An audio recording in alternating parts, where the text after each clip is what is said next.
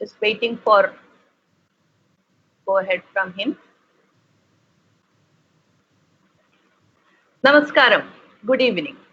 എല്ലാവർക്കും ഇന്നത്തെ ഈ സ്പെഷ്യൽ വെബിനാറിൽ സ്വാഗതം. ഞാൻ Chetana Sachidanandan, CSIR institute of genomics and integrative ബയോളജിയിൽ ഒരു സയന്റിസ്റ്റ് ആണ്. ഇന്നത്തെ വെബിനാറിന്റെ വിഷയം COVID-19 ലഘൂകരിക്കുന്നതിനുള്ള സമഗ്ര സമീപനങ്ങൾ or comprehensive approaches for mitigation of COVID-19. ലോകം മുഴുവൻ ഇന്ന് കോവിഡ് എന്ന മഹാമാരിയോട് പോരാടിക്കൊണ്ടിരിക്കുകയാണ്. ഇന്ത്യയിലെ പ്രമുഖ ശാസ്ത്ര സ്ഥാപനങ്ങളിൽ ഒന്നായ CSIR രാജ്യത്തെ 38 ലാബറട്ടറികളിലൂടെ ഈ മഹാമാരിക്ക് പരിഹാരം കാണാൻ കഠിനമായി പരിശ്രമിച്ചുകൊണ്ടിരിക്കുകയാണ്.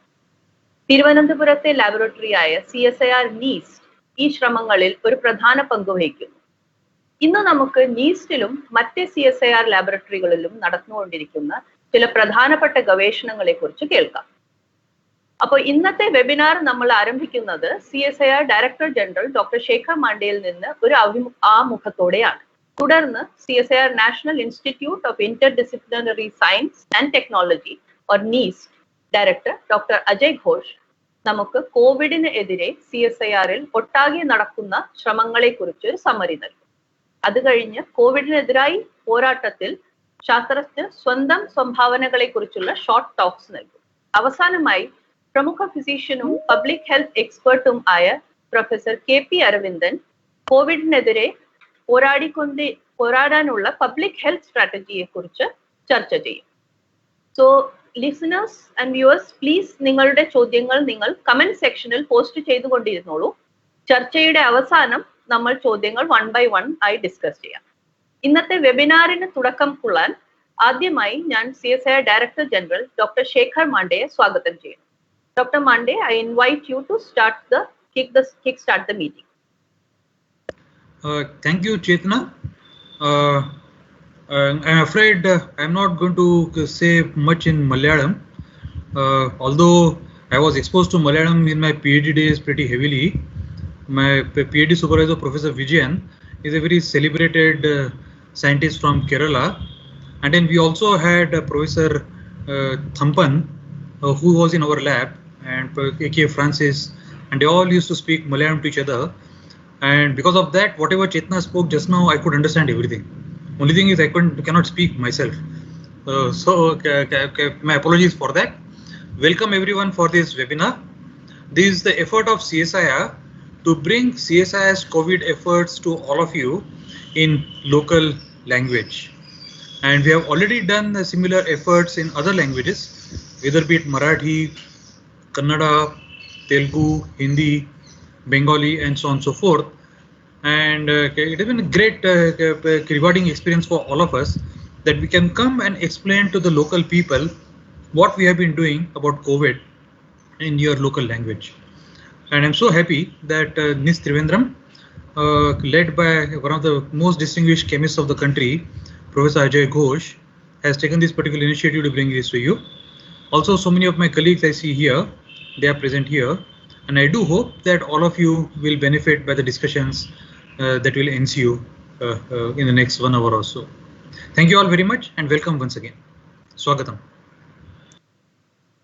Thank you, Dr. Mande. That was nice. Hint of Malayalam at the beginning and end.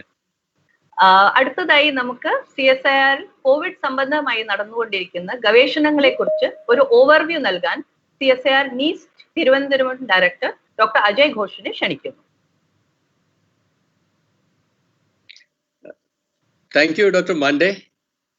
Very kind of you for coming over this virtual platform and giving the introductory remarks. Since this is supposed to be in Malayalam, I am now switching over to the local language, Malayalam. So, can I start, Dr. Mande, in Malayalam? So, with your permission, I'm now going to speak in Malayalam. എൻ്റെ പ്രിയപ്പെട്ട പ്രേക്ഷകരെ, സുഹൃത്തുക്കളെ, വിദ്യാർത്ഥികളെ, സഹോദരങ്ങളെ, എല്ലാവർക്കും എൻ്റെ നമസ്കാരം. COVID-19 പശ്ചാത്തലത്തിൽ അതിനെ ഫലപ്രദമായി പ്രതിരോധിക്കുന്നതിന് വേണ്ടി CSIR ഇന്ത്യ നടത്തുന്ന വിവിധ ഗവേഷണ പദ്ധതികളുടെ മലയാളത്തിലുള്ള ഒരു ലഘു വിവരണമാണ് ഈ വെബിനാറിലൂടെ ഉദ്ദേശിക്കുന്നത്. ചേതന പറഞ്ഞതുപോലെ സാധാരണ ജനങ്ങളിൽ CSIR ഇതുവരെ ചെയ്തിട്ടുള്ള കോവിഡുമായിട്ട് ബന്ധപ്പെടുത്തി ചെയ്തിട്ടുള്ള ചില പ്രധാന ഗവേഷണങ്ങളുടെ ഫലവും അതിൻ്റെ വ്യാപ്തിയും അതിൻ്റെ മറ്റ് ഗുണങ്ങളും ഒക്കെ സാധാരണക്കാരിൽ എത്തിക്കുക എന്നുള്ള മുഖ്യ ഉദ്ദേശത്തോടു കൂടിയാണ് ഈ വെബിനാർ പ്ലാൻ ചെയ്തിരിക്കുന്നത്. ഇത് നടത്താൻ താല്പര്യം കാണിച്ചതിനും അതിനുവേണ്ട സഹായങ്ങൾ ചെയ്തതിനും എൻ്റെ സഹപ്രവർത്തകരായ ഡോക്ടർ ഗീതാ വാണി, ഡോക്ടർ ചേതന, ഇവർക്കെല്ലാം എൻ്റെ നന്ദി അറിയിക്കുന്നു. COVID-19 പോലുള്ള മഹാമാരികളും മറ്റ് പ്രകൃതി ദുരന്തങ്ങളും അതുപോലെ തന്നെ ലോകമഹായുദ്ധങ്ങളും ഒക്കെ അതിജീവിച്ച ചരിത്രമാണ് മനുഷ്യരാശിക്കുള്ളത്. ഉദാഹരണത്തിന് പ്ലേഗ്, സ്പാനിഷ് ഫ്ലൂ, ബസൂരി, എയ്ഡ്സ്, ഇബോള, പക്ഷിപ്പനി, ക്ഷയം മുതലായ എത്രയോ മഹാവ്യാധികളെയാണ് നാം ചേർത്ത് തോൽപ്പിച്ചിരിക്കുന്നത്. ശാസ്ത്രത്തിൻ്റെയും സാങ്കേതിക വിദ്യകളുടെയും പിൻബലത്തിലാണ് നാം ഈ നേട്ടങ്ങളെല്ലാം കൈവരിച്ചത്. എല്ലാത്തിനും അവസാന ഉത്തരം ശാസ്ത്രവും സാങ്കേതിക വിദ്യകളും തന്നെയാണ്. എന്നാൽ കൊറോണ ഇനത്തിൽപ്പെട്ട ഒരു വൈറസിന്റെ മുമ്പിൽ ഇപ്പോൾ ശാസ്ത്രലോകം പകച്ചു നിൽക്കുന്ന ഒരവസ്ഥയാണ് കാണാൻ കഴിയുന്നത്. ലോകത്താകമാനം ആയിരക്കണക്കിന് മനുഷ്യരാണ് COVID-19 അടിമപ്പെട്ട് ഈ ലോകത്തു നിന്നും മാഞ്ഞുപോയത്. ലോകത്തൊരു പ്രധാന സാമ്പത്തിക ശക്തിയായി വളർന്നു വരുന്ന നമ്മുടെ രാജ്യം കഴിഞ്ഞ ഏതാണ്ട് 6 മാസത്തിൽ കൂടുതലായി എല്ലാ തരത്തിലും പ്രതിസന്ധികളെ നേരിടുകയാണ്. രാജ്യത്തിൻ്റെ വ്യാവസായിക ഉൽപാദനം ഗണ്യമായി കുറഞ്ഞു. അതുപോലെ തന്നെ വാണിജ്യ വ്യവസായ രംഗത്ത് തണുത്ത പ്രതികരണമാണ്. വിദ്യാഭ്യാസ രംഗം ഏതാണ്ട് നിശ്ചലമായത് മാതിരിയാണ്.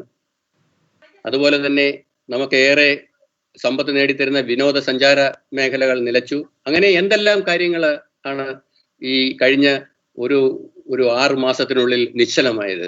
ഇതെല്ലാം നമ്മുടെ രാജ്യത്തിന്റെ മൊത്തത്തിലുള്ള സാമ്പത്തിക ശേഷിയാണ് താറുമാറാക്കുന്നത്. ഇതിൽ നിന്നെല്ലാം കരകയറാനും രാജ്യത്തെ ജനങ്ങളുടെ ആരോഗ്യവും സമ്പത്തും നിലനിർത്താനും COVID-19 നിയന്ത്രിക്കേണ്ടതും ഉന്മൂലനം ചെയ്യേണ്ടതും ശാസ്ത്രലോകത്തിന്റെ ഉത്തരവാദിത്വം ആണ്. നമ്മൾ ഓരോരുത്തരും ആ ഉത്തരവാദിത്വം ഏറ്റെടുക്കേണ്ടിയിരിക്കുന്നു. ഈ തിരിച്ചറിവിന്റെ ഭാഗമായി COVID-19 ഇന്ത്യയിൽ പ്രത്യക്ഷപ്പെട്ട നാൾ മുതൽ ഇന്ത്യയുടെ ഒരു പ്രധാന ശാസ്ത്ര ഗവേഷണ ശൃംഖലയായ council of scientific and industrial research COVID-19 പ്രതിരോധിക്കാനുള്ള നടപടികൾ തുടങ്ങിയിരുന്നു. CSIRന്റെ ഡയറക്ടർ ജനറലായ ഡോക്ടർ ശേഖർ മാണ്ഡെ വളരെ ദ്രുതഗതിയിലാണ് പദ്ധതികൾ ആവിഷ്കരിച്ച് നടപ്പാക്കിയത്. Surveillance, diagnostics, drug repurposing, hospital assistive devices, supply chain തുടങ്ങിയ 5 ഇനങ്ങളിലായി വലിയ സംഭാവനകളാണ് ഈ ചുരുങ്ങിയ കാലഘട്ടത്തിനുള്ളിൽ CSIR നടത്തിയത്. ഇതിനു വേണ്ട എല്ലാ പ്രോത്സാഹനവും നിർദ്ദേശങ്ങളും നൽകിയ നമ്മുടെ ആദരണീയനായ ആരോഗ്യ ശാസ്ത്ര സാങ്കേതിക വകുപ്പ് മന്ത്രി ശ്രീ ഹർഷവർദ്ധൻ ജി അങ്ങേയറ്റം പ്രശംസ അർഹിക്കുന്നു. പ്രത്യേകിച്ചും CSIRലെ ശാസ്ത്രജ്ഞരും CSIRന്റെ ഡയറക്ടർ ജനറലും CSIRലെ ഓരോ വ്യക്തിയും അദ്ദേഹത്തോട് വളരെയേറെ കടപ്പെട്ടിരിക്കുന്നു. ഇനി CSIRന്റെ പ്രധാന സംഭാവനകളെക്കുറിച്ച് ചെറുതായിട്ട് ഞാനൊന്ന് പരാമർശിക്കാം. എനിക്ക് ശേഷം എൻ്റെ സുഹൃത്തുക്കൾ, എൻ്റെ സഹപ്രവർത്തകർ ഇതിനെക്കുറിച്ച് കുറച്ച് വിശദമായിട്ട് നിങ്ങളോട് സംസാരിക്കുന്നതായിരിക്കും.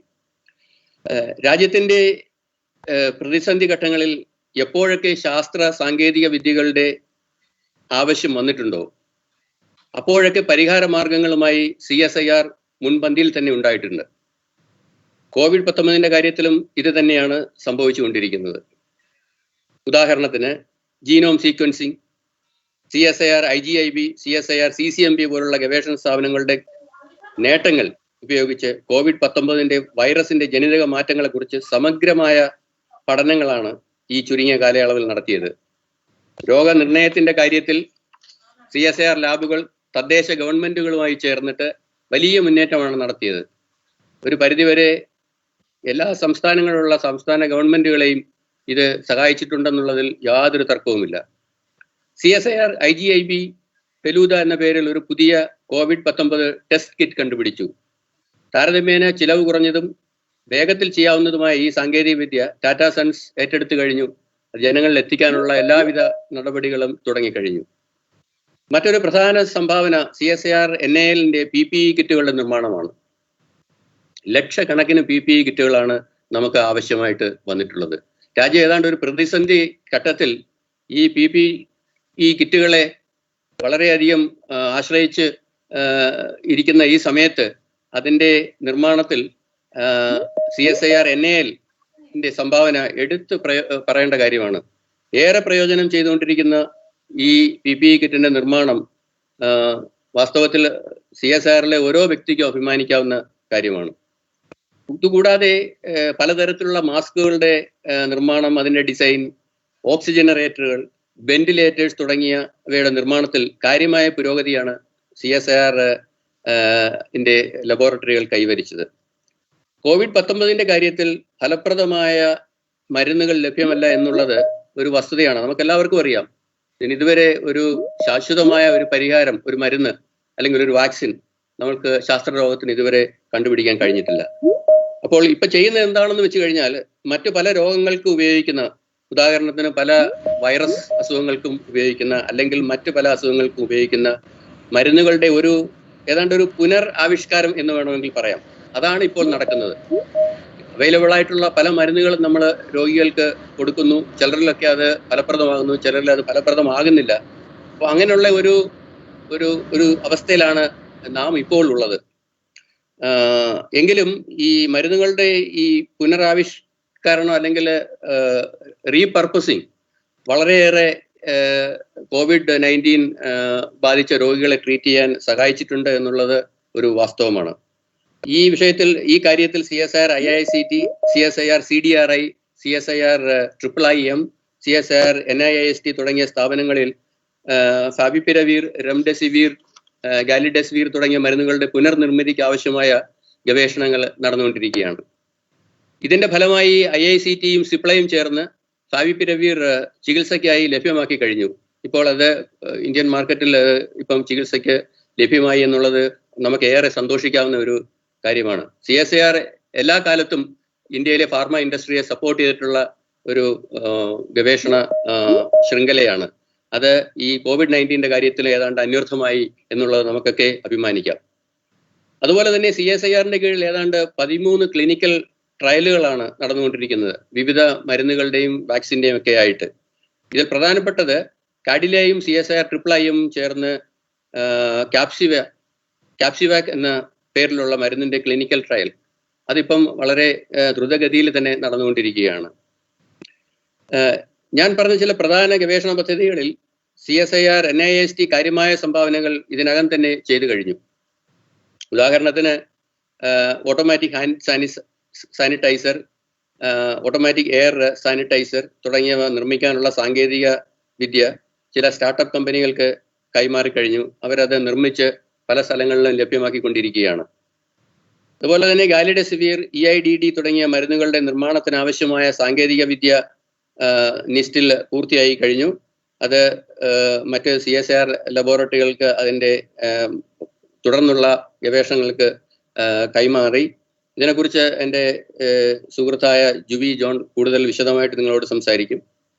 ഇതുകൂടാതെ നമ്മുടെ ഇമ്മ്യൂണിറ്റി, പ്രതിരോധ ശേഷി കൂട്ടാനുള്ള പല ആയുർവേദ മരുന്നുകളുടെ ചേരുവകൾ, അതുപോലെ തന്നെ ഇൻഹെയിലർ തുടങ്ങിയവയും നിസ്റ്റിന്റെ സംഭാവനകളായിട്ട് വന്നിട്ടുണ്ട്. ഇവ കാര്യങ്ങൾ കുറച്ചുകൂടി വിശദമായി എൻ്റെ സഹപ്രവർത്തകർ നിങ്ങളോട് സംസാരിക്കും. എനിക്ക് പറയാനുള്ളത്, ഈ ലോക്ക്ഡൗൺ കാലയളവിൽ ധാരാളം പ്രതിസന്ധികളെ തരണം ചെയ്ത് രാത്രിയും പകലും എന്നില്ലാതെ ഗവേഷണത്തിൽ ഏർപ്പെട്ടുകൊണ്ടിരിക്കുന്ന CSIR-ലെ എൻ്റെ എല്ലാ സഹപ്രവർത്തകരെയും ഈ അവസരത്തിൽ ഞാൻ അഭിനന്ദിക്കുകയാണ്. ഈ പ്രവർത്തനങ്ങൾക്കെല്ലാം വേണ്ട സഹായങ്ങളും ഉപദേശങ്ങളും തന്ന ഓണറബിൾ മിനിസ്റ്റർ, മന്ത്രിജി ശ്രീ ഹർഷവർദ്ധൻ, അതുപോലെ തന്നെ CSIR-ന്റെ ഡയറക്ടർ ജനറൽ ഡോക്ടർ ശേഖർ മാണ്ഡെ എന്നിവർക്കും ഞാൻ നന്ദി രേഖപ്പെടുത്തുന്നു. അതുപോലെ തന്നെ എനിക്ക് ശേഷം സംസാരിക്കാൻ ഏറ്റ എൻ്റെ സഹപ്രവർത്തകർക്ക്, CSIR-ലെ മറ്റ് ഇതിനോട് ചേർന്ന് സഹകരിച്ച മറ്റുള്ളവർ, അതുപോലെ തന്നെ CSIR-ന് പുറത്തുനിന്ന് ഡോക്ടർ KP അരവിന്ദൻ നമ്മളോട് സംസാരിക്കാൻ ഇതിനകത്ത് ഈ വിർച്വൽ മീഡിയയിൽ നമ്മളോടൊപ്പം ചേർന്നിട്ടുണ്ട്. അദ്ദേഹത്തിനും ഞാൻ എന്താ പറയുക, അദ്ദേഹത്തെ ഞാൻ സ്വാഗതം ചെയ്യുകയാണ്. അതുപോലെ തന്നെ ഈ വിഷയത്തിൽ സംസാരിക്കാമെന്ന് ഏറ്റതിന് അദ്ദേഹത്തോട് ഞാൻ CSIR പേരിൽ നന്ദിയും അറിയിച്ചു കൊള്ളുന്നു. അവസാനമായി ഞാൻ എൻ്റെ ഈ ലഘു വിവരണം അവസാനിക്കുന്നതിന് മുമ്പ് പൊതുജനങ്ങൾക്ക് വേണ്ടി ഒരു കാര്യം മാത്രം പറയാൻ ആഗ്രഹിക്കുകയാണ്. ഏത് മഹാമാരിയും എന്ത് പ്രതിസന്ധി ഘട്ടങ്ങളിലും നമ്മളെ മുന്നോട്ട് നയിക്കാൻ അല്ലെങ്കിൽ അതിനൊരു ശാശ്വത പരിഹാരം തരാൻ ഇന്ന് ശാസ്ത്ര ലോകത്തിന് മാത്രമേ സാധിക്കുകയുള്ളൂ. അതിന് മുമ്പും പിൻപും ഉണ്ടാവുന്ന കാര്യങ്ങൾ അതിനെ സപ്പോർട്ട് ചെയ്യാനുള്ളതാകണം. ഇപ്പൊ കോവിഡിന്റെ കാര്യത്തിൽ തന്നെ എടുക്കുകയാണെങ്കിൽ ഈ മഹാവ്യാധി തുടങ്ങിയ കാലം മുതൽ അതിന്റെ എന്താ പറയാ, നമ്മൾ എത്രത്തോളം കരുതൽ വേണം എന്നുള്ളത് നമ്മൾ ജനങ്ങളിൽ എത്തിച്ചു. അതിന് ഈ സന്നദ്ധ സംഘടനകള്, തദ്ദേശ ഗവൺമെന്റ്, മറ്റു പല സ്ഥാപനങ്ങള്, വ്യക്തികള് ഒക്കെ ഒരുപാട് കാര്യങ്ങളാണ് അവര് ചെയ്തത്. ഒരു അഹോരാത്രം പണിയെടുത്തു. ഇതൊക്കെ നമുക്ക് ഈ രോഗത്തെ ഒരു പരിധിവരെ പിടിച്ചു കെട്ടാൻ, ഇതിന്റെ വ്യാപനം തടയാൻ മാത്രമേ സഹായിക്കൂ. ശാശ്വത പരിഹാരം എപ്പോഴും മരുന്ന് അല്ലെങ്കിൽ വാക്സിൻ ഇതിൽ നിന്നും, പിന്നെ അതുപോലെ തന്നെ നമുക്ക് ആവശ്യമായ എന്താ പറയാ ലൈഫ് സേവിങ് ഡിവൈസസ്, അതിന്റെ നിർമ്മാണം, ഇതൊക്കെ ഉണ്ടെങ്കിൽ മാത്രമേ ശാശ്വതമായ ഒരു പരിഹാരം വരികയുള്ളൂ. കോവിഡിന്റെ കാര്യത്തിൽ നമ്മൾ എന്താ പറയാ ഇപ്പോഴും പ്രതീക്ഷയിലാണ്. ഒരു ശാശ്വത പരിഹാരം ഇപ്പോഴും ആയിട്ടില്ല. പക്ഷെ ലോകം എമ്പാടും ശാസ്ത്ര ഗവേഷണത്തിൽ ഏർപ്പെട്ടിരിക്കുന്നവർ അതിനുവേണ്ടി അഹോരാത്രം പണിയെടുക്കുകയാണ്. താമസിയാതെ ഒരു വാക്സിനും അതുപോലെ തന്നെ ഫലപ്രദമായ മരുന്നുകളും വരും എന്നുള്ള ആശയോടുകൂടി ഞാൻ ഈ വേദി എൻ്റെ സഹപ്രവർത്തകർക്ക് കൈമാറുന്നു. ഒരിക്കൽ കൂടി എല്ലാവർക്കും നന്ദി, നമസ്കാരം. Thank you doctor Ajay Ghosh. സമ്മറിയും അത് കൂടാണ്ട് ശാസ്ത്രത്തിന്റെ ഇമ്പോർട്ടൻസും അതും ഒരു ഡീക്കേഡ്സ് ഓഫ് റിസർച്ച് നടക്കുമ്പോഴാണ് നമുക്ക് ഒരു ഇത്ര പെട്ടെന്ന് at least in the last few months നമുക്ക് ഈ സൊല്യൂഷൻസ് ഉണ്ടാക്കാൻ പറ്റിയെന്നുള്ളത് ഒരു വളരെ ഇമ്പോർട്ടന്റ് മെസ്സേജ് ആണ്. Thank you for giving that to the public. And ഇത് കഴിഞ്ഞ് I will invite the next speaker. നിലവിലുള്ളത് മെച്ചപ്പെടുത്തുന്നതിനും പുതിയ ഡയഗ്നോസ്റ്റിക് ടെക്നിക്സുകൾ വികസിപ്പിക്കുന്നതിനുമുള്ള ശ്രമങ്ങൾ ലോകമെമ്പാടും നടന്നുകൊണ്ടിരിക്കുകയാണ്. As doctor Ajay Ghosh also mention, ഇത് നവീകരണത്തിനുള്ള സമയമാണ്. സോ പരിശീലനത്തിലൂടെ ഒരു കെമിസ്റ്റ് ആയ നീസ്റ്റിലെ ഡോക്ടർ കെ യൂസുഫ് നമ്മളോട് ഇനി സംസാരിക്കും. He is an expert in Raman spectroscopy. അദ്ദേഹം സർഫേസ് എൻഹാൻസ്ഡ് രാമൻ സ്പെക്ട്രോസ്കോപ്പി ഉപയോഗിച്ച് പുതിയൊരു ഡയഗ്നോസ്റ്റിക് ടെക്നിക് വികസിപ്പിച്ചെടുത്തിരിക്കുന്നു. നമുക്ക് അതിനെക്കുറിച്ച് കേൾക്കാം. Thank you. I invite doctor Yusuf. Thank you Chetana. ബഹുമാനപ്പെട്ട CSIR മേധാവി doctor Shekhar C Mande, NIST മേധാവി ഡോക്ടർ A അജയ് ഘോഷ്, മറ്റ് സഹപ്രവർത്തകരെ, ശ്രോതാക്കളെ, എല്ലാവർക്കും നമസ്കാരം. ഇന്ന് ഞാനിവിടെ സംസാരിക്കാൻ പോകുന്ന വിഷയം novel diagnostic technique using surface enhanced Raman spectroscopy അഥവാ സർഫേസ് എൻഹാൻസ്ഡ് രാമൻ സ്പെക്ട്രോസ്കോപ്പി എന്ന നൂതന സാങ്കേതിക നമുക്ക് എങ്ങനെ രോഗനിർണയത്തിനായി ഉപയോഗിക്കാം എന്നുള്ളതാണ്. ഈ വിഷയത്തിലേക്ക് കടക്കും മുമ്പ് നമുക്ക് ഇപ്പോൾ നിലവിലുള്ള ശാസ്ത്രീയ മാർഗങ്ങളെ ആദ്യം പരിചയപ്പെടാം. ഇപ്പോൾ നിലവിൽ പ്രധാനമായും 2 രീതിയിലുള്ള ടെസ്റ്റുകളാണ് നിലവിലുള്ളത്. അതിൽ ആദ്യത്തേത് വൈറസിന്റെ RNA അതായത് ജനിതക തന്മാത്രയെ കണ്ടെത്തുക എന്നുള്ളതാണ്. ഉദാഹരണത്തിനായിട്ട് RT-PCR, ആന്റിജൻ ടെസ്റ്റ് മുതലായവ. രണ്ടാമത്തേത് ആന്റിബോഡി, അതായത് ഈ വൈറസിനെതിരെ നമ്മുടെ ശരീരത്തിൽ പ്രതിദ്രവ്യം ഉണ്ടായിട്ടുണ്ടോ, സൃഷ്ടിക്കപ്പെട്ടിട്ടുണ്ടോ എന്നുള്ളത് നോക്കുന്നതാണ് ആന്റിബോഡി ടെസ്റ്റ്. ഇതിൽ ആദ്യം പറഞ്ഞതാണ് മെയിനായിട്ട് പ്രധാനമായിട്ടും നമ്മൾ ടെസ്റ്റ് ആയിട്ട് ഉപയോഗിക്കുന്നത്. ഇതിന്റെ പ്രധാന പ്രശ്നം എന്താണെന്ന് വെച്ചാൽ ഇതെല്ലാം വളരെ സങ്കീർണമായ രാസപ്രവർത്തനങ്ങളെ അടിസ്ഥാനമാക്കിയുള്ളതും അതുകൊണ്ട് തന്നെ വളരെ ചിലവേറിയതുമാണ്. എന്നാൽ ഇതിന്റെ പുറമെ നമുക്ക് ടെസ്റ്റിന്റെ ഫലം ലഭിക്കാൻ എടുക്കുന്ന സമയം അത് വളരെ പ്രധാനമാണ്. അതുകൊണ്ട് തന്നെ COVID-19 പോലെയുള്ള ഒരു മഹാമാരിയെ ചെറുക്കാൻ നമുക്ക് ഏറ്റവും ആവശ്യം വളരെ ലളിതമായതും എന്നാൽ വളരെ കൂടുതൽ പേരെ വളരെ കുറഞ്ഞ സമയത്തിനുള്ളിൽ ടെസ്റ്റ് ചെയ്യാനും പറ്റിയ ഒരു സാങ്കേതിക വിദ്യയാണ്. ലോകത്തെമ്പാടുമുള്ള ശാസ്ത്രകാരന്മാർ ഇതിനായി അശ്രാന്തം പരിശ്രമിച്ചു കൊണ്ടിരിക്കുകയാണ്. അതുപോലെ തന്നെ നമ്മുടെ CSIR ഏറ്റെടുക്കുന്ന ഒരു പ്രധാന ദൗത്യം ഇത് തന്നെയാണ്. ഇതിന്റെ ഭാഗമായി നേരത്തെ ഡോക്ടർ അജയ് ഘോഷ് പറഞ്ഞ പോലെ തന്നെ നമ്മുടെ ഡൽഹിയിലെ സ്ഥാപനമായ IGIB പേപ്പർ ബേസ്ഡ് ഒരു ടെസ്റ്റ് കിറ്റ്, ഫെലൂദ കിറ്റ് എന്നറിയപ്പെടുന്ന ടെസ്റ്റ് കിറ്റ് ഡെവലപ്പ് ചെയ്തിട്ടുണ്ട്. അതുപോലെ തന്നെ അവരുടെ മറ്റൊരു ഉദ്യമമാണ് നെക്സ്റ്റ് ജനറേഷൻ സീക്വൻസ്, അതായത് വൈറസ് തന്മാത്രയുടെ ഘടന കണ്ടെത്തുക എന്നുള്ളത്. അതുപോലെ നമ്മുടെ ഹൈദരാബാദിലെ സ്ഥാപനമായ CCMB ഇപ്പോൾ നിലവിലുള്ള RT-PCR കൂടുതൽ കാര്യക്ഷമമായ RT-PCR ഡെവലപ്പ് ചെയ്തിട്ടുണ്ട്. അതുപോലെ തന്നെ നമ്മുടെ ജമ്മുവിലെ സ്ഥാപനമായ IIIM അവര് RT ലാബ് എന്നുള്ള ഒരു പുതിയ സാങ്കേതിക വിദ്യ ഡെവലപ്പ് ചെയ്തിട്ടുണ്ട്. എന്നാൽ ഇവിടെ നമ്മൾ ഉപയോഗിക്കാൻ പോകുന്നത്, സാധ്യത നോക്കുന്നത് രാമൻ എഫക്റ്റ് എന്ന് പറയുന്ന ഒരു ശാസ്ത്ര പ്രതിഭാസത്തെ അടിസ്ഥാനമാക്കിയുള്ളതാണ്. ഈ വിഷയത്തിലോട്ട് പോകും മുമ്പ് നമുക്ക് ആദ്യമായി രോഗാണുവിന്റെ ഘടനയൊന്ന് പരിചയപ്പെടാം. രോഗാണുവിൽ അടിസ്ഥാനപരമായി RNA എന്ന് പറയുന്ന ജനിതക തന്മാത്രയും അതിന്റെ പുറമെ സ്പൈക്ക് പ്രോട്ടീൻ, M പ്രോട്ടീൻ തുടങ്ങിയ മാംസ്യ തന്മാത്രകളുടെ ഒരു ആവരണവുമാണ് ഉള്ളത്. ഇതിന്റെ മുമ്പ് പ്രതിപാദിച്ച ടെസ്റ്റ് മെത്തേഡുകൾ എല്ലാം തന്നെ ജനിതക തന്മാത്രകളെ അടിസ്ഥാനമാക്കിയുള്ളതാണ്.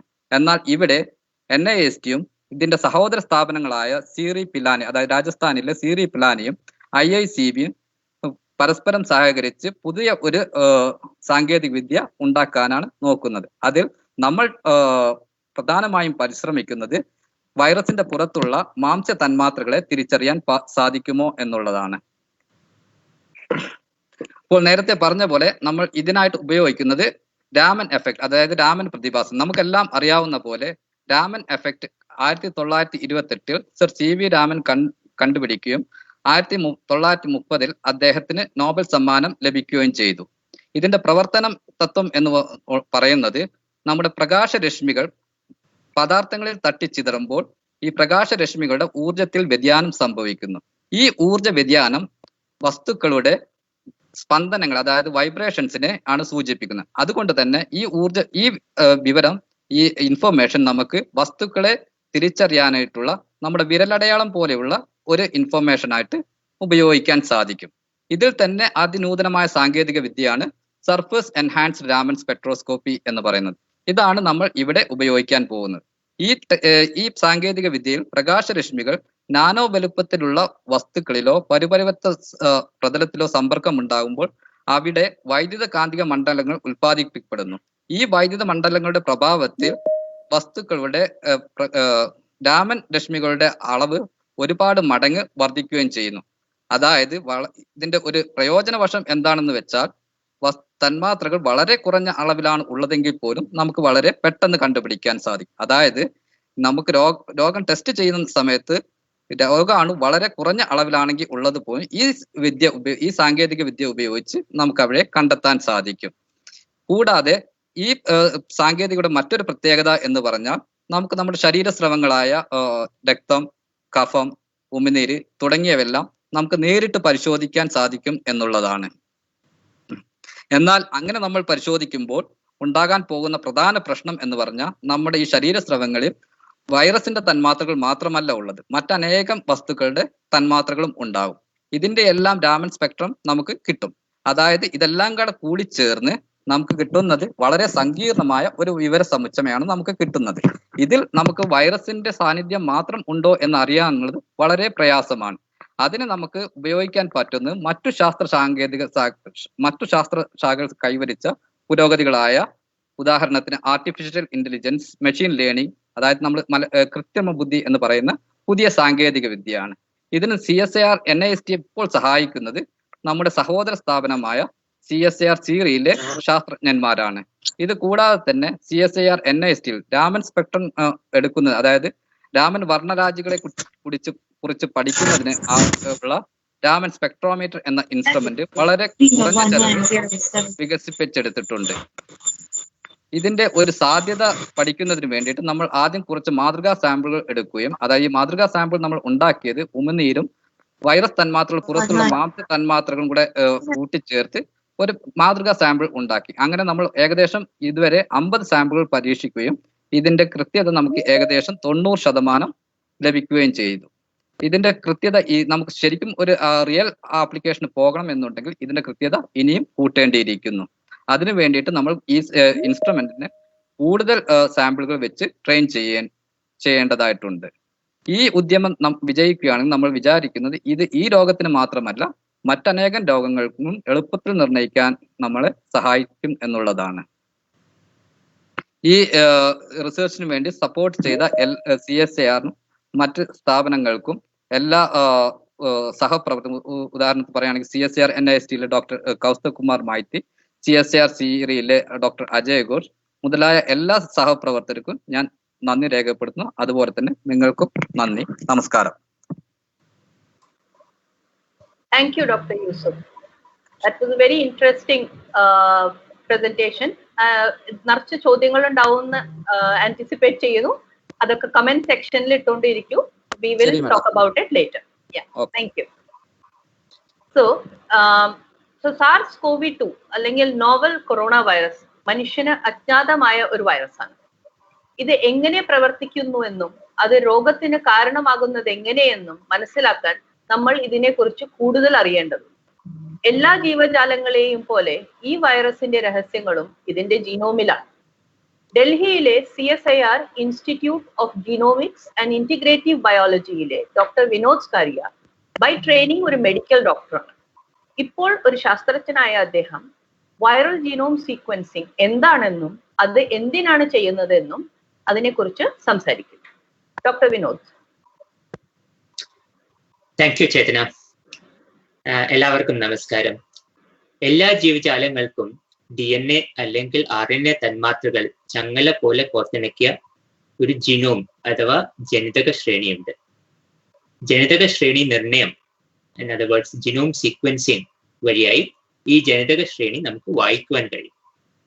ചൈനയിൽ ഉദ്ഭവിച്ച COVID-19 കാരണമായ SARS-CoV-2 സാർസ് കൊറോണ വൈറസ് 2 വൈറസിന് 30,000-ഓളം ന്യൂക്ലിയോടൈഡ്സ് കോർത്തിണക്കിയ ഒരു RNA ജനിതക ശ്രേണിയാണുള്ളത്. കൊറോണ വൈറസ് കുടുംബത്തിൽപ്പെട്ട ഈ വൈറസിന്റെ ജനിതക ശ്രേണി ആദ്യമായി നിർണയിച്ചത് ചൈനയിലെ ഗവേഷകരാണ്. ഈ ജനിതക ശ്രേണി ഫെബ്രുവരിയിൽ പൊതുസഞ്ചയത്തിൽ എല്ലാ റിസർച്ചേഴ്സിനും ലഭ്യമായിരിക്കുന്നു. ലോകത്തിന്റെ വിവിധ ഭാഗങ്ങളിൽ വൈറസ് പടർന്നപ്പോൾ വൈറസിന്റെ ജനിതക ശ്രേണിയിൽ ചെറിയ വ്യതിയാനങ്ങൾ അല്ലെങ്കിൽ ജനറ്റിക് വേരിയേഷൻസ് ഉണ്ടായിക്കൊണ്ടിരിക്കുന്നു. ഇത്തരത്തിലുള്ള വ്യതിയാനങ്ങൾ ജനിതക ശ്രേണി നിർണയം വഴി മനസ്സിലാക്കുവാനും വൈറസ് എങ്ങനെയാണ് ലോകമെമ്പാടും വ്യാപിക്കുന്നതെന്ന് മനസ്സിലാക്കുവാനും കണ്ടുപിടിക്കുവാനും കഴിയും. വൈറസ് തമ്മിൽ ഷെയർ ചെയ്യുന്ന പൊതുവായ വ്യതിയാനങ്ങൾ അല്ലെങ്കിൽ ജനറ്റിക് വേരിയേഷൻസ് ഒരു വഴി വൈറസുകളെ ഒരു വംശാവലി വൃക്ഷം അല്ലെങ്കിൽ ഫൈലോജനറ്റിക് ട്രീ ആയി പ്രതിനിധീകരിക്കുവാൻ കഴിയും. ലോകത്ത് എവിടെയുമായി 10 ജനിതക വംശാവലികളാണ് ഇപ്പോൾ അവൈലബിൾ ആയിട്ടുള്ളത്. ഇന്ത്യയിൽ CSIR-ന്റെ ഗവേഷണശാലകൾ SARS-CoV-2 1000-ലധികം വൈറസുകളുടെ ജനിതക ശ്രേണി നിർണ്ണയം നടത്തിയിട്ടുണ്ട്. ഹൈദരാബാദിലെ CCMB, ദില്ലിയിലെ IGIB എന്നീ ഗവേഷണ കേന്ദ്രങ്ങളാണ് ജനിതക ശ്രേണി നിർണ്ണയത്തിന് ഇന്ത്യയിൽ നേതൃത്വം നൽകുന്നത്. ഇന്ത്യയിൽ നിന്നുള്ള SARS-CoV-2 ജനിതക ശ്രേണികളുടെ വിശകലനത്തിൽ 7 പ്രധാന വംശാവലികളാണ് കാണുവാൻ സാധിച്ചത്. ഇതിൽ 6 വംശാവലികൾ ലോകത്തെമ്പാടും പ്രബലമായി കാണപ്പെടുന്ന 10 വംശാവലികളിൽ പെടുന്നതാണ്. ഇവയ്ക്ക് പുറമെ ഒരു വ്യതിരിക്തമായ വംശാവലി കൂടി ഇന്ത്യയിൽ കാണപ്പെട്ടു വരുന്നു. ഈ വംശാവലിയെ നമ്മൾ A3I എന്നാണ് നാമകരണം ചെയ്തത്. A3 വംശാവലിയിലെ ജനിതക ശ്രേണിയുമായി സാമ്യമുള്ളതിനാലും ഇന്ത്യയിൽ പ്രബലമായി കാണുന്നതിനാലുമാണ് ഇതിന് A3I എന്ന് നാമകരണം ചെയ്തത്. ഇന്ത്യയിൽ കൂടാതെ തെക്ക് കിഴക്ക് ഏഷ്യയിലും ഗൾഫ് രാജ്യങ്ങളിലും ഈ വംശാവലികളുടെ ജനിതക ശ്രേണി കാണപ്പെട്ടുവെങ്കിലും ഇത്രമേൽ വ്യതിരിക്തമായും പ്രബലമായും കണ്ടിരുന്നില്ല. അതുകൊണ്ട് ഇത് ഒരു ഡോമിനന്റ് ഇന്ത്യൻ ക്ലേഡ് എന്ന് നമുക്ക് പറയാൻ പറ്റും. ജനിതക ശ്രേണി നിർണ്ണയം ഉപയോഗപ്പെടുത്തി SARS-CoV-2 വൈറസിനെ വേഗത്തിലും കാര്യക്ഷമമായും കണ്ടെത്തുന്നതിന് ഉപകരിക്കുന്ന COVIDSEQ ഇതൊരു നെക്സ്റ്റ് ജനറേഷൻ സീക്വൻസിങ് ആപ്ലിക്കേഷൻ ആണ്. പുതിയ സാങ്കേതിക വിദ്യകൾ ഇതേപോലത്തെ സാങ്കേതിക വിദ്യകൾ ഗവേഷണശാലകളിൽ പരീക്ഷിച്ചു വന്നുകൊണ്ടിരിക്കുകയാണ്. ഇത്തരത്തിലുള്ള ഒരു സമീപനം ലോകത്ത് തന്നെ ആദ്യമായി നടപ്പാക്കിയ ഗവേഷണശാലകളിൽ ഒന്നാണ് ഡൽഹിയിലുള്ള IGIB. ഇത്തരം സാങ്കേതിക വിദ്യകൾ ഉപയോഗിച്ച് വൈറസിന്റെ വംശാവലി നിർണ്ണയം നടത്തുവാനും സാധിക്കും. Apart from detecting the virus എന്നത് ഒരു വളരെ മെച്ചപ്പെട്ട കാര്യമാണ്. കേരളത്തിൽ ഉൾപ്പെടെ വൈറസിന്റെ വംശാവലി നിർണ്ണയം ഇപ്പോൾ IGIB നടന്നുകൊണ്ടിരിക്കുന്നതാണ്. കോഴിക്കോട് മെഡിക്കൽ കോളേജുമായി സഹകരിച്ചാണ് ഈ ഗവേഷണം പുരോഗമിക്കുന്നത്. നന്ദി, നമസ്കാരം. Thank you, Dr. Vinod. That was a short and crisp talk. ഇനി അടുത്തത് നമ്മുടെ ഡോക്ടർ ജൂബി ജോൺ ആണ് അടുത്തത് സംസാരിക്കാൻ പോകുന്നത്. He is a chemist by training again. അദ്ദേഹം വൈറസുകളെ പ്രതിരോധിക്കാൻ ഡ്രഗ് കാൻഡിഡേറ്റ്സ് ഡെവലപ്പ് ചെയ്യുകയാണ്. അദ്ദേഹം ഇപ്പോൾ ചെയ്തുകൊണ്ടിരിക്കുന്ന ഗവേഷണത്തെ കുറിച്ച് സംസാരിക്കാൻ ഞാൻ അദ്ദേഹത്തെ ക്ഷണിക്കുന്നു.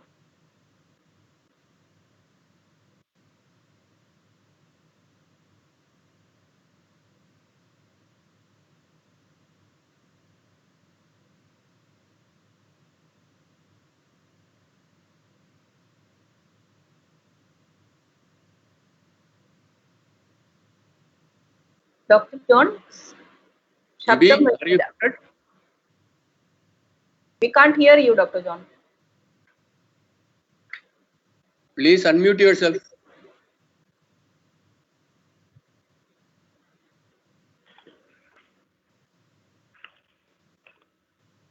ബഹുമാനപ്പെട്ട CSIR DG doctor Shekhar C Mande, ബഹുമാനപ്പെട്ട CSIR ഡയറക്ടർ ഡോക്ടർ A അജയ് ഘോഷ്, CSIR-ൽ എന്നെ ശ്രവിക്കുന്ന എൻ്റെ സഹപ്രവർത്തകരെ, വിവിധ കോളേജുകളിലും സ്കൂളുകളിലും ഉള്ള അധ്യാപകരെ, വിദ്യാർത്ഥികളെ, സഹോദരി സഹോദരന്മാരെ, എല്ലാവർക്കും എൻ്റെ നമസ്കാരം.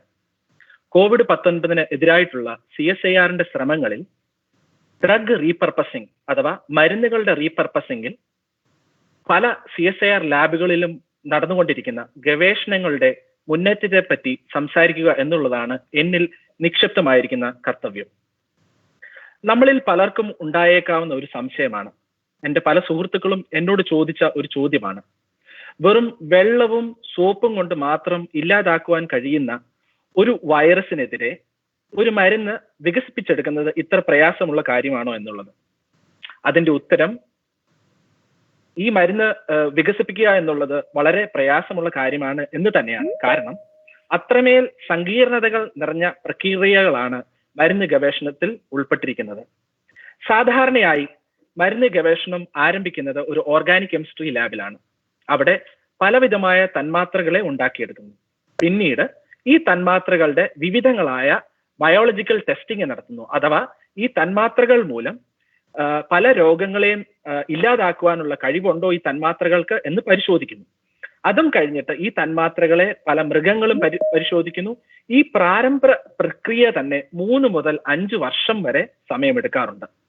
അത് കഴിഞ്ഞിട്ടാണ് ഈ തന്മാത്രകളെ മരുന്നിന്റെ രൂപത്തിൽ മനുഷ്യ ശരീരത്തിൽ ക്ലിനിക്കൽ ട്രയലിൽ പരിശോധിക്കുന്നത്.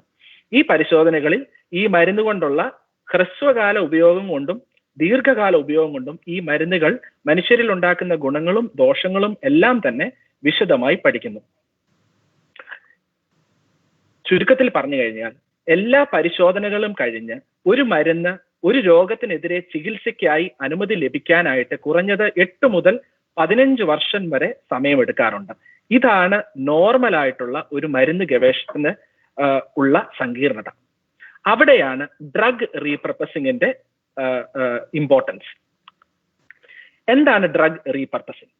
ഇപ്പോൾ ലോകത്ത് പല രോഗങ്ങൾക്കായിട്ട് ഉപയോഗിക്കുന്ന മരുന്നുകൾ അഥവാ പല രോഗങ്ങൾക്കായിട്ട് ചികിത്സയ്ക്കായി അനുമതി ലഭിച്ചിരിക്കുന്ന മരുന്നുകളാണ് ഡ്രഗ് റീപർപ്പസിംഗിൽ ഉപയോഗിക്കുന്നത്.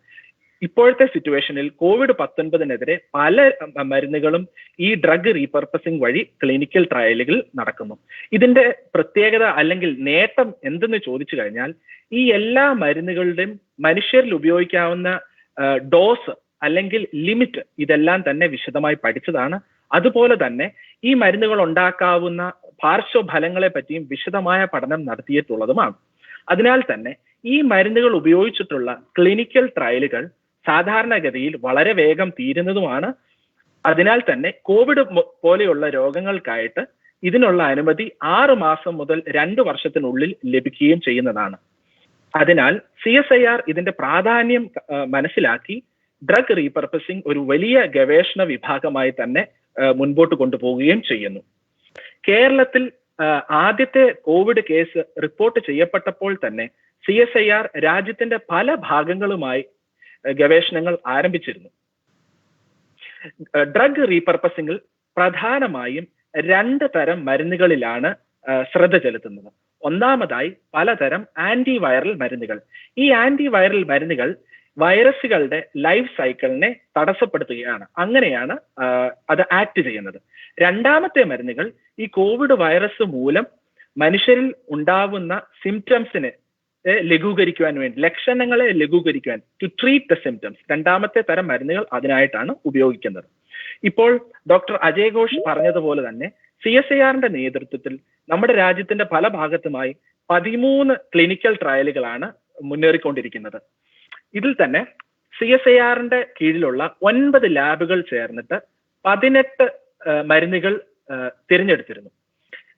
എന്നിട്ട് ഇതിൽ എന്താണ് ഗവേഷണം നടക്കുന്നത് എന്ന് ചോദിച്ചു കഴിഞ്ഞാൽ, ഈ മരുന്നുകൾ എല്ലാം തന്നെ ഉണ്ടാക്കുവാനായിട്ടുള്ള ലഘുവായ പ്രക്രിയകൾ, ലഘുവായതും ചെലവ് കുറഞ്ഞതുമായ പ്രക്രിയകളിലാണ് മെയിൻ ആയിട്ട് ഫോക്കസ് ചെയ്യുന്നത്.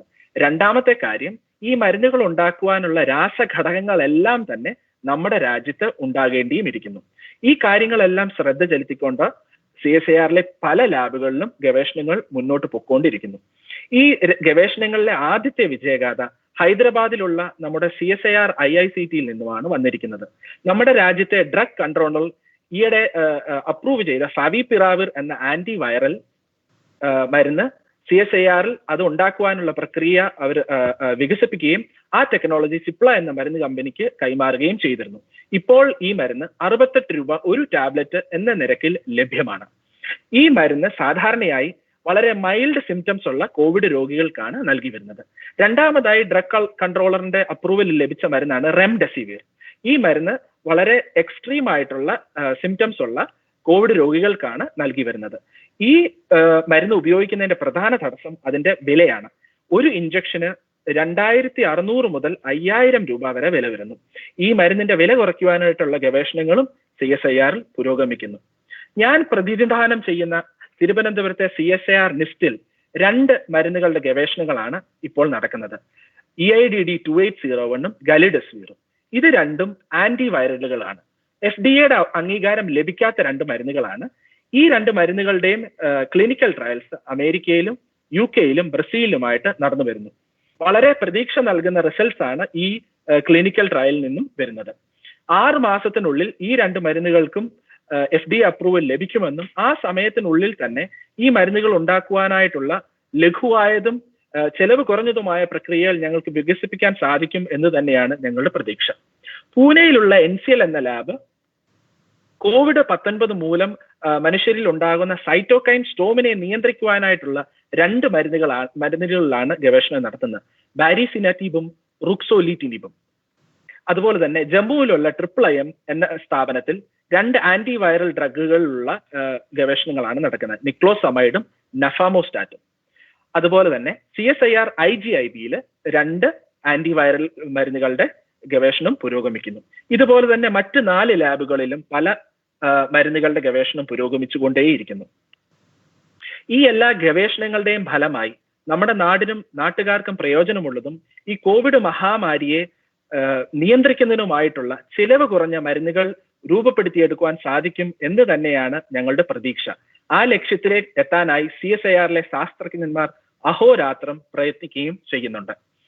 ഈ ഗവേഷണ വിഭാഗത്തിൽ പ്രവർത്തിക്കുവാനായി അനുവാദം നൽകിയതിനും ഈ ഗവേഷണത്തെ പറ്റി സംസാരിക്കുവാനായി എന്നെ അനുവദിച്ചതിനും CSIRലുള്ള എൻ്റെ അധികാരികളോടുള്ള നന്ദി അർപ്പിക്കുകയും എന്നെ ശ്രവിച്ച എല്ലാവരോടുള്ള നന്ദി അർപ്പിക്കുകയും ചെയ്യുന്ന കൂട്ടത്തിൽ എല്ലാവർക്കും കോവിഡ് രഹിതമായ ഐശ്വര്യ സമ്പൂർണമായ സന്തോഷമുള്ള ഒരു ഓണം ആശംസിച്ചുകൊണ്ട് എൻ്റെ വാക്കുകളെ നിർത്തുന്നു. നന്ദി, നമസ്കാരം.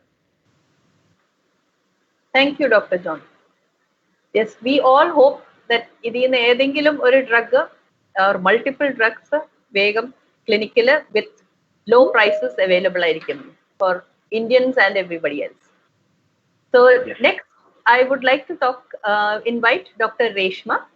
ഫങ്ഷണൽ ഫുഡ് ആൻഡ് ന്യൂട്രാസ്യൂട്ടിക്കൽ ആണ് doctor രേഷ്മയുടെ research expertise.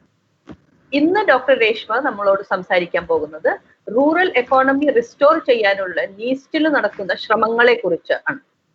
So I invite Dr. Reshma. Thank you, Dr. Chetana. പ്രിയപ്പെട്ട ഡയറക്ടർ ജനറൽ, പ്രിയപ്പെട്ട ഡയറക്ടർ, മാന്യ ശ്രോതാക്കളെ, എല്ലാവർക്കും എൻ്റെ വിനീതമായ നമസ്കാരം. ഇന്ന് ഈ അവസരത്തിൽ എനിക്ക് സംസാരിക്കാൻ നൽകിയതിൽ എല്ലാവരോടും ഞാൻ ആദ്യമായി നന്ദി പറയുന്നു. ഒരുപടി ഓർമ്മകളാണ് യഥാർത്ഥത്തിൽ ഇന്ന് എൻ്റെ മുന്നിലുള്ളത്. CSIR എന്നും സാധാരണ ജനങ്ങൾക്കൊപ്പമാണ് കുടികൊണ്ടിരിക്കുന്നത്. വർഷങ്ങൾക്ക് മുൻപ് തന്നെ ഞങ്ങൾക്ക് CSIR 800 എന്നൊരു പ്രോഗ്രാം ഉണ്ടായിരുന്നു. അങ്ങനെ എപ്പോഴും CSIR ഗ്രാമീണ ജനങ്ങളുടെ ഉന്നമനത്തിനായി പ്രവർത്തിച്ചു വരുന്നു. ഇന്ന് കോവിഡിന്റെ എന്ന മഹാമാരി നമ്മൾ അഭിമുഖീകരിക്കുമ്പോൾ നമ്മൾക്കറിയാം, നമ്മളെല്ലാവരും ഒരു വല്ലാത്ത ഒരു സാമ്പത്തിക പ്രതിസന്ധിയിലാണുള്ളത്. സാധാരണക്കാരായ ജനങ്ങളാണ് ഏറ്റവും കൂടുതൽ ഇതിൽ ബുദ്ധിമുട്ടുന്നത്. ഈ അവസരത്തിൽ നമ്മൾ നോക്കുമ്പോൾ നഗരങ്ങളിൽ നിന്ന് ആൾക്കാർ ഗ്രാമങ്ങളിലേക്ക് തിരിച്ചു വരുന്നതായി കാണാം. ഗ്രാമങ്ങളിൽ തൊഴിൽ നഷ്ടം ആകുന്നു. ഗ്രാമങ്ങളിലെ തൊഴിൽ നിലനിർത്തുകയും പുതിയ തൊഴിലുകൾ ഉണ്ടാക്കേണ്ടതും ആ അവസരത്തിൽ വളരെ അത്യാവശ്യമാണ്.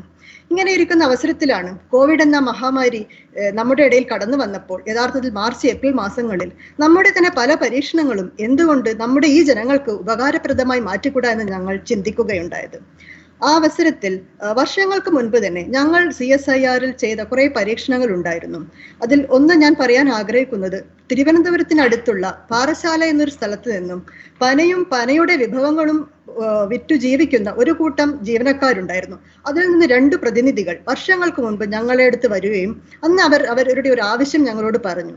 പനയുടെ അക്കാനിയിൽ നിന്നും പനയുടെ സിറപ്പ് ഉണ്ടാക്കി കൊടുക്കണമെന്ന്. അവർ പലപ്പോഴും കരുപ്പട്ടിയാണ് അവരുടെ മിക്ക ഉൽപ്പന്നം അവർ വിറ്റുകൊണ്ടിരുന്നത്. ആ സാഹചര്യത്തിൽ പനയുടെ സിറപ്പിൽ നിന്നും പനയുടെ അക്കാനെ ഉപയോഗിച്ച് ഒരു നല്ല സിറപ്പ് ഉണ്ടാക്കാനുള്ള ഒരു ടെക്നോളജി ഞങ്ങളോട് ആവശ്യപ്പെട്ടപ്പോൾ അന്ന് ഞങ്ങൾ Kerala state council of science and ടെക്നോളജിയുടെ സഹായത്തോടു കൂടി ഒരു സിറപ്പ് അവർക്ക് വേണ്ടി ഡെവലപ്പ് ചെയ്ത് കൊടുത്തു. ആ അവസരത്തിലാണ് ഞങ്ങൾ പനയുടെ തൊഴിലാളികളുടെ ബുദ്ധിമുട്ടുകളും പനയുടെ നീരെക്കുറിച്ചും കരുപ്പട്ടിയെക്കുറിച്ചും കൂടുതൽ അറിയാൻ പറ്റിയത്. നമ്മൾക്ക് പലരും അറിയാം, നമ്മൾ ശർക്കര ഉപയോഗിച്ച് വരുന്നത്, ഇതൊക്കെ വരുന്നത് വൃത്തിഹീനമായ പല സാഹചര്യത്തിലും കൂടെയാണ് കടന്നു വരുന്നത്. അപ്പോൾ ഇങ്ങനത്തെ പോകുന്ന പല കുടിൽ വ്യവസായങ്ങൾക്കും കൂടുതൽ ശാസ്ത്ര സമൂഹത്തിന്റെ കൈത്താങ് ആവശ്യമായി വരുന്നതുകൊണ്ട് അങ്ങനെ ആ അവസരത്തിൽ ഞങ്ങൾ ഇതിനെക്കുറിച്ച് മനസ്സിലാക്കുകയും ഞങ്ങൾക്ക് കുറെ പുതിയ ഐഡിയകൾ ഉണ്ടാകുകയും ചെയ്തു. അങ്ങനെ ഇവിടെ തിരുവനന്തപുരത്തുള്ള JNTPGRA എന്നൊരു സ്ഥാപനത്തിൽ ചില മുതിർന്ന ശാസ്ത്രജ്ഞന്മാരെ പരിചയപ്പെടുകയും ത്രികടു സിറപ്പ് എന്നൊരു പുതിയൊരു കോൺസെപ്റ്റ് ഞങ്ങളുടെ മുന്നിൽ ഉയർന്നു വന്നു. ത്രികടു മാന്യ പ്രേക്ഷകർക്കെല്ലാം ഒരുപക്ഷെ നന്നായി അറിയാതിരിക്കാം. ചുക്ക്, തിപ്പല്ലി, കുരുമുളക് എന്നീ 3 സുഗന്ധ വ്യഞ്ജനങ്ങളുടെ സമാസമുള്ള ഒരു കൂട്ടായ്മയാണ് ത്രികടു. ത്രികടു ആയുർവേദത്തിൽ പല ഉൽപ്പന്നങ്ങളുടെയും പല ഔഷധങ്ങളുടെയും ഒരു പ്രധാന ഘടകമാണ്. അത് ആസ്മ രോഗത്തിന് കൊടുത്തു വരുന്നു, പ്രതിരോധ ശക്തി വർദ്ധിപ്പിക്കാൻ കൊടുത്തു വരുന്നു, ശ്വാസകോശ സംബന്ധമായ അസുഖങ്ങൾക്ക് കൊടുത്തു വരുന്നു, അങ്ങനെ പല ദഹന കൂട്ടാനായി കൊടുത്തു വരുന്നു. ഇങ്ങനെ പല ആവശ്യങ്ങൾക്കും ത്രികടു കൊടുത്തു വരുന്നുണ്ട്. പക്ഷേ നമ്മുടെ ഡോക്ടർമാർക്ക് ഇത് രോഗികളിൽ കൊടുക്കാൻ ചില പ്രാഥമിക ബുദ്ധിമുട്ടുകളുണ്ട്. കാരണം ത്രികടു അതീവ തീക്ഷ്ണ സ്വഭാവമുള്ള സ്പൈസസിന്റെ ഒരു കൂട്ടമാണ്. അപ്പോൾ പലപ്പോഴും അവർ സ്പൈസസിനെ ഒരു ഹണിയുടെയോ തേനിലോ ചാലിച്ചിട്ടാണ് ജനങ്ങൾക്ക് കൊടുത്തുകൊണ്ടിരുന്നത്. ആ അവസരത്തിലാണ് പനയുടെ മധുര പാനീയമായ അക്കാനിയും ത്രികടവും ചേർത്ത് എന്തുകൊണ്ട് ഒരു പുതിയൊരു ഉൽപ്പന്നം ഉണ്ടായിക്കൂടാ എന്ന ചിന്ത ഞങ്ങൾക്ക് ഉണ്ടാകുന്നത്. അങ്ങനെയാണ് ത്രികടു സിറപ്പ് എന്ന കോൺസെപ്റ്റ് ജന്മമെടുക്കുന്നത്. പക്ഷേ നിങ്ങൾക്ക് എല്ലാവർക്കും അറിയുന്നത് പോലെ നമ്മൾ ഈ ശാസ്ത്രജ്ഞന്മാർ ഒരിക്കലും ഒരു പ്രോഡക്റ്റിനെയും ആധികാരികമായി പഠിക്കാതെ പ്രൊമോട്ട് ചെയ്യാൻ പാടില്ലാത്തതാണ്. അങ്ങനെ അന്നും ഞങ്ങൾ Kerala state council for science, technology and എൻവയോൺമെന്റിന്റെ സഹായത്തോടു കൂടി ചില പ്രാഥമിക പഠനങ്ങൾ JNTPGRയുമായി സഹകരിച്ച് എലികളിൽ നടത്തുകയുണ്ടായി. ഇപ്പോഴും ഞാൻ ഊന്നി പറയുന്നു, പ്രാഥമിക പഠനങ്ങളാണ്. പക്ഷെ അതിലുള്ള പഠനങ്ങൾ വളരെ പോസിറ്റീവ് റിസൾട്ടുകളാണ് ഞങ്ങൾക്ക് തന്നത്. ഇത് ഈ പ്രോഡക്റ്റിന്റെ പുറകെ ഇനിയും പോകാൻ ഞങ്ങൾക്ക് പ്രചോദനം തന്നുകൊണ്ടിരിക്കുകയാണ്. ആ അവസരത്തിലാണ്, അതായത് കൃത്യമായി പറഞ്ഞാൽ ഏപ്രിൽ മാസങ്ങളിൽ കോവിഡ് എന്ന മഹാമാരി നമ്മുടെ പടിവാതിൽക്കൽ എത്തുന്നതും. എന്തുകൊണ്ട് ഈ അറിവ്? കാരണം ആയുർവേദം ഇതിനെ പൂർണ്ണമായും സപ്പോർട്ട് ചെയ്യുന്നുണ്ട്. എന്തുകൊണ്ട് നമ്മുടെ ഈ പഴയ സൊസൈറ്റിക്ക് ഇത് പഠിപ്പിച്ചു കൊടുത്തുകൂടാ എന്ന് ഞങ്ങൾ ചിന്തിക്കുകയും അങ്ങനെ അവിടുത്തെ ഒരു പ്രതിനിധികളെ വിളിക്കുകയും കോവിഡിന്റെ എല്ലാ പ്രോട്ടോക്കോളും പാലിച്ചുകൊണ്ട് ഞങ്ങളുടെ ലാബിന്റെ പൈലറ്റ് പ്ലാന്റിൽ അവർക്ക് അതിനു വേണ്ട ട്രെയിനിങ് കൊടുക്കുകയുണ്ടായി. ഇനി വരുന്ന ഒക്ടോബർ മാസങ്ങളിലാണ് നീര നമുക്ക് അവൈലബിൾ ആകുന്നത്. ആ സമയത്ത് പനയുടെ സിറപ്പും പനയുടെ ത്രികട ഉപയോഗിച്ചുള്ള സിറപ്പും ഉണ്ടാക്കാനുള്ള തയ്യാറെടുപ്പിലാണ് നമ്മുടെ ഈ സൊസൈറ്റിയിലെ ആൾക്കാർ. ഈ അവസരത്തിൽ ഞാൻ പറയാൻ ആഗ്രഹിക്കുന്നത്, കരിമ്പിന്റെ ജ്യൂസ് കൊണ്ടും നമ്മുടെ തെങ്ങിന്റെ നീര കൊണ്ടും ഇതുപോലത്തെ സിറപ്പുകൾ ഉണ്ടാക്കിയിട്ട് നമുക്ക് ഇതേപോലത്തെ ചെറുകിട വ്യവസായികളെ സപ്പോർട്ട് ചെയ്യാവുന്നതാണ്.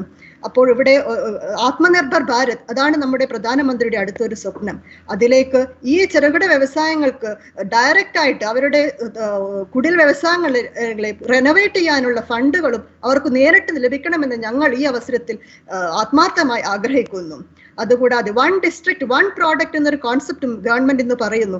നമ്മുടെ ഗ്രാമങ്ങളിൽ ഇതുപോലെ ഒട്ടനവധി അറിവുകളുണ്ട്, ഇതുപോലെ പുറത്ത് ഞങ്ങളെപ്പോലെ ശാസ്ത്രജ്ഞരുടെ സഹായത്തോടു കൂടി പുറത്ത് എത്തിക്കാൻ പറ്റുന്നത്. അങ്ങനെ നമ്മുടെ പ്രധാനമന്ത്രിയുടെ മേക്ക് ഫോർ വേൾഡ് എന്നൊരു കോൺസെപ്റ്റിലേക്ക് ഞങ്ങളുടെ ത്രികടു സിറപ്പിനെയും കൊണ്ടുപോകണമെന്നാണ് ഞങ്ങളുടെ ആഗ്രഹം. ഇപ്പോൾ ഞങ്ങൾ ത്രികടു സിറപ്പ് കൊടുക്കുന്നത് പ്രിസർവേറ്റീവ് ഇല്ലാതെയാണ്. ഇത് പ്രിസർവേറ്റീവ് ഇല്ലാതെ കൊടുക്കാതിരിക്കാനുള്ളൊരു മെയിൻ കാരണം എന്ന് പറയുന്നത്, ആയുർവേദത്തിൽ എന്തെങ്കിലും പ്രിസർവേറ്റീവ് എന്നൊരു ഘടകം വന്നു കഴിഞ്ഞാൽ അതിന്റെ അതിന്റെ യഥാർത്ഥ ഗുണങ്ങൾ ഒരിക്കലും ജനങ്ങളിൽ എത്തിക്കാൻ പറ്റില്ല. അതുകൊണ്ട് ഞങ്ങൾ നിഷ്കർഷിക്കുന്നത് ഞങ്ങളുടെ ഈ പ്രോഡക്റ്റ് റെഫ്രിജറേറ്റ് ചെയ്ത് ഉപയോഗിക്കണമെന്നാണ്. പക്ഷേ മേക്ക് ഫോർ വേൾഡ് ഞങ്ങളുടെ ഒരു ഡ്രീമാണ്. അതിനുവേണ്ടി ഈ പ്രോഡക്റ്റിനെ ഇനിയും പുതിയൊരു ഭാവത്തിലാക്കി മാറ്റാൻ ഞങ്ങൾ ശ്രമിക്കുന്നു. അതിനോടൊപ്പം കൂടി ഞങ്ങൾ ശാസ്ത്രജ്ഞർ ഒരിക്കലും പൂർണ്ണമായൊരു വാലിഡേഷൻ ഇല്ലാതെ ഒരു പ്രോഡക്റ്റിനെയും സപ്പോർട്ട് ചെയ്യില്ല. അതുകൊണ്ട് ഇതിലുള്ള എല്ലാ മോളിക്യൂൾസിനെ കുറിച്ചുള്ള പഠനങ്ങളും കൂടുതൽ ഇമ്മ്യൂണിറ്റി ബൂസ്റ്റിംഗ് പ്രോപ്പർട്ടീസ് എന്തെങ്കിലും ഉണ്ടെങ്കിൽ അത് ഗ്ലോബൽ ആംഗിളിൽ തന്നെ എത്തിക്കാനുള്ള ഒരു ശ്രമത്തിലും കൂടിയാണ് ഞങ്ങൾ ഇപ്പോൾ ഉള്ളത്. അതോടൊപ്പം ഞാൻ ഇന്നിവിടെ എനിക്ക് ഈ ഒരു അവസരം കിട്ടിയത് എനിക്ക് അതിയായ സന്തോഷമുള്ള ഒരു കാര്യമാണ്. ഇതുപോലത്തെ ചെറുകിട സംരംഭങ്ങൾ ഒട്ടനവധി സഹായം CSIR-ലൂടെ ലഭിക്കട്ടെ എന്ന് ഞങ്ങൾ ആഗ്രഹിക്കുന്നു. ഇവർക്ക് എല്ലാവിധ സഹായ സഹകരണങ്ങളും ഞങ്ങളും അവർക്ക് കൊടുക്കാൻ തയ്യാറാണ്. അങ്ങനെ ഈ മൊത്തം എല്ലാവർക്കും, മലയാളികൾക്കും ഈ കാണുന്ന എല്ലാ സമൂഹത്തിനും എല്ലാവിധ നന്മയും നേർന്നുകൊള്ളുന്നു. എല്ലാവർക്കും നല്ലൊരു ഓണം ഞാൻ നേരുന്നു. മൊത്തം CSIR ഫാമിലിയുടെയും എല്ലാ ആശംസകളും. നന്ദി, നമസ്കാരം. Thank you doctor Reshma. Rural economy rejuvenate ചെയ്യാനുള്ളതിന്റെ efforts are very commendable and I'm sure we will talk more about it later. Thank you, ma'am. അടുത്തതായി professor KP Aravindan. Professor KP Aravindan Calicut medical കോളേജിൽ നിന്ന് പാത്തോളജി വിഭാഗം മേധാവിയായി വിരമിച്ചു. മെഡിക്കൽ കോളേജിൽ ജോലി ചെയ്തിരുന്ന കാലത്തും അതിനുശേഷവും അദ്ദേഹം പബ്ലിക് ഹെൽത്തിൽ വളരെ സജീവമായിരിക്കുന്നു. ഏറ്റവും പുതിയ മെഡിക്കൽ നോളേജ് ആൻഡ് പ്രാക്ടീസസ് പൊതുജനങ്ങളിലേക്ക് എത്തിക്കുന്നതിനായി അദ്ദേഹം ഒന്നിലധികം സംവിധാനങ്ങൾ സ്ഥാപിച്ചിട്ടുണ്ട്. കേരള സംസ്ഥാന സാഹിത്യ പരിഷത്തിന്റെ സംസ്ഥാന പ്രസിഡന്റ് എന്ന നിലയിലും ശാസ്ത്രത്തെ പൊതുജനങ്ങളുമായി ആശയവിനിമയം ചെയ്യുന്നതിനുള്ള ഒരു വക്താവുമാണ് അദ്ദേഹം. കോവിഡിനെതിരെ നേരിടാനുള്ള പബ്ലിക് ഹെൽത്ത് സമീപനങ്ങളെ കുറിച്ച് ഇന്ന് അദ്ദേഹം നമ്മളോട് സംസാരിക്കും. ഡോക്ടർ അരവിന്ദൻ. ആദ്യമായി എന്നെ ഈ ഒരു വേദിയിലേക്ക് ക്ഷണിച്ച CSIR-നെ ഞാൻ നന്ദി പറയുന്നു. അതോടൊപ്പം തന്നെ CSIR ചെയ്യുന്ന പ്രവർത്തനങ്ങളെ പറ്റി വളരെയധികം ഇന്ത്യക്ക് മുഴുവൻ തന്നെ അഭിമാനിക്കാവുന്ന രീതിയിൽ ശാസ്ത്രരംഗത്ത് പ്രവർത്തിക്കുന്ന CSIR എന്ന ആ ഒരു വലിയൊരു കൂട്ടത്തെ അഭിനന്ദിക്കുകയും ചെയ്യുന്നു. COVID-19 പൊതുജനാരോഗ്യ സമീപനം ആണ് എന്നോട് സംസാരിക്കാൻ പറഞ്ഞിട്ടുള്ള വിഷയം. പ്രധാനമായും ഞാൻ ഈ ടോക്ക് ഒതുങ്ങി നിൽക്കുന്നത് ഒരു കാര്യത്തിലാണ്. അതായത് നിങ്ങളൊക്കെ സോഷ്യൽ മീഡിയ വഴിയും അല്ലാതെയൊക്കെ COVID-19 പറ്റി, ഈ രോഗത്തെ പറ്റി 2 അഭിപ്രായങ്ങൾ കേട്ടിട്ടുണ്ടാവും. അതിലൊന്ന്, കോവിഡ് എന്ന് പറയുന്ന വളരെ വ്യത്യസ്തമായിട്ടുള്ള രോഗമാണ് എന്നുള്ള അഭിപ്രായമാണ്. ആ വ്യത്യസ്തത തന്നെയാണ് നമ്മളെ ഈ ലോകം മുഴുവൻ അടച്ചിടാനും ഇങ്ങനെ ഈ പറയുന്ന വലിയ സാമ്പത്തിക നഷ്ടങ്ങളൊക്കെ സഹിച്ചിട്ടും നമ്മൾ ഇത്തരത്തിലുള്ള നിയന്ത്രണങ്ങളും പലതരം ഇത് കൊണ്ടുവരുന്നതിനുള്ള കാരണം ഈ ഒരു വ്യത്യസ്തത ഉണ്ടെന്ന് വിചാരിക്കുന്നുകൊണ്ടാണ്. പക്ഷെ അതേസമയം നമ്മൾ കേൾക്കുന്ന മറ്റൊരു കാര്യം, പലപ്പോഴും പലരും കേൾക്കുന്ന ഒരു കാര്യം, അതൊന്നുമല്ല, ഇത് ഫ്ലൂ മാതിരിയുള്ള ഒരു രോഗം മാത്രമേ ഉള്ളൂ. അപ്പൊ അതിനെ ആ രീതിയിലൊക്കെ കണ്ടാൽ മതി. അതുകൊണ്ട് അനാവശ്യമായി ജനങ്ങളെ ബുദ്ധിമുട്ടിക്കുകയാണ് ചെയ്യുന്നത്, ഇതേ വളരെ പെരുപ്പിച്ച് കാണിച്ചുകൊണ്ട് എന്നുള്ളൊരു വാദം കേൾക്കുന്നുണ്ട് പലപ്പോഴും. അത് കുറച്ചുകൂടെ മുന്നോട്ട് കൊണ്ടുപോയി പലരും അത് ഗൂഢാലോചന സിദ്ധാന്തങ്ങളിലേക്കും ഇത് മുഴുവൻ വാക്സിൻ ലോബി, മരുന്ന് ലോബികൾ ആണ് ഇതൊക്കെ നിയന്ത്രിക്കുന്നത്, ഇത് കൊണ്ടുവരുന്നതെന്നൊക്കെ ആ രീതിയിലൊക്കെ പറയുന്നുണ്ട്. അപ്പോൾ ഞാൻ പ്രധാനമായിട്ടും പറയുന്നത്, ഞാൻ ഇപ്പോൾ സ്വാഭാവികമായിട്ട് ഞാൻ ആദ്യ വാദത്തോടു കൂടെയാണ് നിൽക്കുന്നത്. ലോകത്തിലുള്ള ബഹുഭൂരിഭാഗം രാജ്യങ്ങളും ഒക്കെ തന്നെ അത് പ്രകാരമാണ് നീങ്ങിക്കൊണ്ടിരിക്കുന്നത്. അപ്പൊ അത് എന്തുകൊണ്ടാണ് ഈ അഭിപ്രായത്തോട് യോജിച്ചുകൊണ്ട് ഞാൻ നിൽക്കുന്നത് എന്നുള്ള ഒരു വിശദീകരണം, അതാണ് ഞാൻ പ്രധാനമായിട്ട് ഉദ്ദേശിക്കുന്നത്. കോവിഡ് തീർച്ചയായിട്ടും വ്യത്യസ്തം തന്നെയാണ്. അതിനുള്ള തെളിവ് എന്താണെന്ന് ചോദിച്ചാൽ, തെളിവ് നോക്കാൻ അധികമൊന്നും പോകേണ്ട കാര്യമില്ല. വാട്ട് ഹാപ്പൻഡ് ഇൻ ഇറ്റലിയിലും ന്യൂയോർക്കിലും നമ്മുടെ തന്നെ മുംബൈയിലും ഡൽഹിയിലും ചെന്നൈയിലും ഒക്കെ സംഭവിച്ചത് എന്താണെന്ന് നോക്കിയാൽ, അവിടെ നിരവധി പേർക്ക് രോഗം ഒന്നിച്ചു വരികയും ആസ്പത്രികൾ പോലും പോവാൻ പറ്റാത്ത അവസ്ഥ വരികയും ഒട്ടേറെ പേര് മരിക്കുകയും, നമ്മൾ ഇതുവരെ മരിച്ച ആൾക്കാരുടെ എണ്ണം നോക്കിക്കഴിഞ്ഞാൽ തന്നെ ഈ കഴിഞ്ഞ ഏതാനും വർഷങ്ങളായിട്ട് സംഭവിക്കാത്ത രീതിയിൽ, ഒരുപക്ഷെ 2018 സ്പാനിഷ് ഫ്ലൂവിന് ശേഷം ഇത്രയധികം ആൾക്കാരെ ബാധിക്കുകയും ഇത്രയും അധികം പേര് മരിക്കുന്ന വേറൊരു സംഭവം ഉണ്ടായിട്ടില്ല എന്നുള്ളത് കാണാൻ കഴിയും. അപ്പൊ എന്തുകൊണ്ടാണ് ഈ രോഗാണുവിനുള്ള വ്യത്യസ്തത എന്താണ്? സാധാരണ നമ്മൾ എപ്പിഡമിയോളജിയിൽ നോക്കുന്ന ഒരു രോഗാണു പരത്തുന്ന ഈ രോഗങ്ങളെ പറ്റി പഠിക്കുമ്പോൾ നോക്കുന്ന ചില കാര്യങ്ങളുണ്ട്. അതിലൊന്ന് R0 അല്ലെങ്കിൽ R0 എന്ന് പറഞ്ഞ ഒരു വാല്യൂ നമ്മളിപ്പോ ഒരുപാട് കേട്ടിട്ടുണ്ട്. ഇപ്പൊ R0നെ പറ്റി നമ്മളിപ്പോ കോവിഡ് വന്നതിന് ശേഷം പൊതുജനങ്ങൾക്കൊക്കെ അറിയാം. എന്താണിതെന്ന് പറഞ്ഞാൽ ശരാശരി ഒരാളിൽ നിന്ന് എത്ര ആളിലേക്ക് പകരുന്നു എന്നുള്ളതാണ്. ഈ R0 എന്ന് പറയുന്ന വാല്യൂ, അതാണ് അതിന്റെ പ്രാധാന്യം. അപ്പൊ വളരെ കൂടുതലാണെങ്കിൽ വളരെ വേഗം പകരും. ഇപ്പൊ മീസിൽസ് പോലുള്ള രോഗം അതിന്റെ R0 10 മുതൽ 18 വരെയാണ്, വളരെ കൂടുതലാണ്. കോവിഡിന് അത്രയൊന്നുമില്ല. പക്ഷെ കോവിഡിന്റെ R0 വാല്യൂ ജനറലി ഇപ്പോൾ അംഗീകരിക്കപ്പെട്ട് 2-നും 3-നും ഇടയ്ക്കാണ്, 2.5, 2.7. അതായത് സാഴ്സ് രോഗത്തെക്കാൾ കുറവും അതേസമയം ഫ്ലൂവിനേക്കാൾ കൂടുതലും, ഇൻഫ്ലുവൻസ സാധാരണ ഒരു ഇൻഫ്ലുവൻസയേക്കാൾ കൂടുതലുമാണ്. മറ്റൊരു സൂചകം പലപ്പോഴും നോക്കാറുള്ളത് സീരിയൽ ഇന്റർവെൽ എന്ന് പറയുന്നതാണ്. അതായത് ഒരു രോഗിക്ക് രോഗം വന്നു കഴിഞ്ഞ് അയാളിൽ നിന്ന് കിട്ടുന്ന മറ്റാൾക്ക് എപ്പോൾ വരുന്നു രോഗലക്ഷണം, അതാണ് സീരിയൽ ഇന്റർവെൽ. പിന്നെ ഒന്ന് ഇൻക്യുബേഷൻ പീരിയഡ്, രോഗാണു വന്നു കഴിഞ്ഞാൽ എത്ര കഴിഞ്ഞാണ് ലക്ഷണങ്ങൾ വരുന്നത്. ഈ സീരിയൽ ഇന്റർവെല്ലും ഇൻക്യുബേഷൻ പീരിയഡും നോക്കിക്കഴിഞ്ഞാൽ ഇൻക്യുബേഷൻ പീരിയഡിനേക്കാൾ കുറവാണ് സീരിയൽ ഇന്റർവെൽ എങ്കിൽ, കോവിഡിന്റെ കേസിൽ അങ്ങനെയാണ്, അത് കുറവാണ്. അപ്പൊ അത് കാണിക്കുക എന്താണെന്ന് പറഞ്ഞാൽ നിങ്ങൾക്ക് രോഗലക്ഷണം കാണുന്നതിന് മുമ്പ് തന്നെ രോഗം പരത്താനുള്ള കഴിവുണ്ടെന്നുള്ള. അപ്പൊ 24 to 48 hours ബിഫോർ, 24-48 മണിക്കൂർ മുമ്പ് തന്നെ രോഗലക്ഷണം തുടങ്ങുന്നതിന് മുമ്പ് രോഗം പരത്തുന്ന കഴിവുണ്ടെന്ന് പറഞ്ഞാൽ അതിനുള്ള അർത്ഥം സൈലന്റ് ആയിട്ട് ഈ എപ്പിഡമിക് പടർന്നുകൊണ്ടിരിക്കുന്നുള്ളതാണ്. അപ്പൊ വളരെ പെട്ടെന്ന് തന്നെ ഇത് പകരാനുള്ള സാധ്യതകൾ ഇത് കാരണം വരുന്നു, വളരെ സൈലന്റ് ആയിട്ട് തന്നെ. ഇതിന്റെ പുറമെ മറ്റൊരു സംഗതി കോവിഡിനെ പറ്റി പറയുകയാണെങ്കിൽ, ഇത് വളരെ യൂണിഫോം ആയിട്ട് എല്ലാവരും ഒരാളിൽ നിന്ന് ഒരാളിലേക്ക് കൃത്യമായിട്ട് 2 പേരിലേക്ക് ഒരാളിൽ നിന്ന് പോകും, അങ്ങനെ അല്ല അത് പോകുന്നത്. വ്യത്യസ്തമായ രീതിയിലാണ് ഓരോരുത്തരിൽ നിന്നും പകരുന്നത്. ചില ആളിൽ നിന്ന് ആർക്കും പകരുന്നില്ല, അതേസമയം ചിലരിൽ നിന്ന് ഒരുപാട് പേരിലേക്ക് പകരുന്നു. ആ ഒരു പാറ്റേണിനെ സൂപ്പർ സ്പ്രെഡ് എന്നുള്ള പേരിലാണ്, അതിപ്രസരം, സൂപ്പർ സ്പ്രെഡ് എന്നുള്ളൊരു പേരിലാണ് നമ്മൾ അറിയുന്നത്. ആ സൂപ്പർ സ്പ്രെഡ് ഉണ്ടാവുന്ന ചില സന്ദർഭങ്ങളും അവസരങ്ങളും ഒക്കെ സൂപ്പർ സ്പ്രെഡിങ് ഇവന്റ്സ് എന്നുള്ള രീതിയിൽ നമ്മൾ പറയുന്നു. അപ്പൊ ഒരു ഹാളിൽ പാട്ട് ക്ലാസ്സിന് പോയി എല്ലാവരും കൂടെ ഉറച്ചത്തിൽ പാടി ഒരു കൊയർമാരി പാടി കഴിഞ്ഞാൽ ആ ഒരാളിൽ നിന്ന് 10-50 പേര് 100 പേരിലേക്കൊക്കെ പകരുന്ന അങ്ങനെയുള്ള ഇവന്റ്സ്, അതാണ് മറ്റൊരു ഒരു ലക്ഷണം ഇതിനകത്ത്. അപ്പൊ ഈ വ്യത്യസ്തതകളാണ് യഥാർത്ഥത്തിൽ കോവിഡിനെ വളരെ വലിയ ഒരു പബ്ലിക് ഹെൽത്ത് പ്രോബ്ലം ആക്കിയിട്ട് മാറ്റുന്നത്. അപ്പൊ ഈ രോഗത്തെ പറ്റി പറയുകയാണെങ്കിൽ ഒരു കാര്യം, വ്യക്തി എന്നുള്ള നിലക്ക് നിങ്ങൾ കോവിഡിനെ പേടിക്കണോ ചോദിച്ചാൽ വ്യക്തി എന്നുള്ള നിലക്ക് അങ്ങനെ വലുതായിട്ട് പേടിക്കേണ്ട കാര്യമില്ല എന്ന് നമ്മൾ പറയും. വ്യക്തി എന്നുള്ള നിലയ്ക്ക് ഇത് നമുക്ക് രോഗം വന്നു കഴിഞ്ഞാൽ തന്നെ അതുമൂലം വലിയ പ്രശ്നമോ മരണമോ ഒക്കെ ഉണ്ടാവാനുള്ള സാധ്യത വളരെ വളരെ വളരെ കുറവാണ്.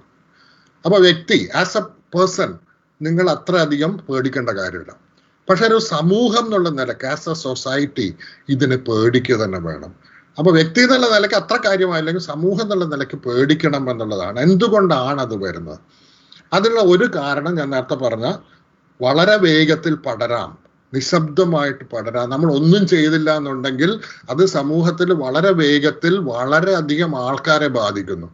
ഇപ്പൊ ഉദാഹരണത്തിന് കേരളത്തില് 3.5 കോടി ആൾക്കാരുള്ള കേരളത്തിൽ ഇത് എല്ലാവരിലും ഉണ്ടാവാൻ ഒരു 3 കോടി ആളിൽ ഇത് വരാൻ അനുവദിച്ചു കഴിഞ്ഞാൽ അതിനർത്ഥം അതിൽ സിവിയർ ആയിട്ടുള്ള ഇൽനെസ് വരുന്നത് ഏതാണ്ട് 1% ആണെന്ന് വെച്ചാൽ തന്നെ അതിലൊരു 10% ആൾക്കാർക്കെങ്കിലും രോഗം വരുന്നെന്ന് വെക്കാം. എന്നിട്ട് ആ രോഗം വരുന്നതിൽ ഒരു 1% വളരെ സിവിയർ ആയിട്ടുള്ള ഇൽനെസ് വന്നെന്ന് യു ആർ ടോക്കിംഗ് അബൌട്ട് ഏതാണ്ട് 30 ലക്ഷം ആൾക്കാരിൽ രോഗം വരികയും അതിൽ 3 ലക്ഷത്തോളം വളരെ ഗുരുതരമായിട്ടുള്ള രോഗവും മരണത്തിലേക്കൊക്കെ പോവാനും ഒക്കെയുള്ള സാധ്യത എന്ന് പറഞ്ഞാൽ നമുക്ക് ഇന്നത്തെ കാലത്ത് അക്സെപ്റ്റബിൾ അല്ല. These figures are not acceptable to us now. ലോകം മുഴുവൻ അതാണ്.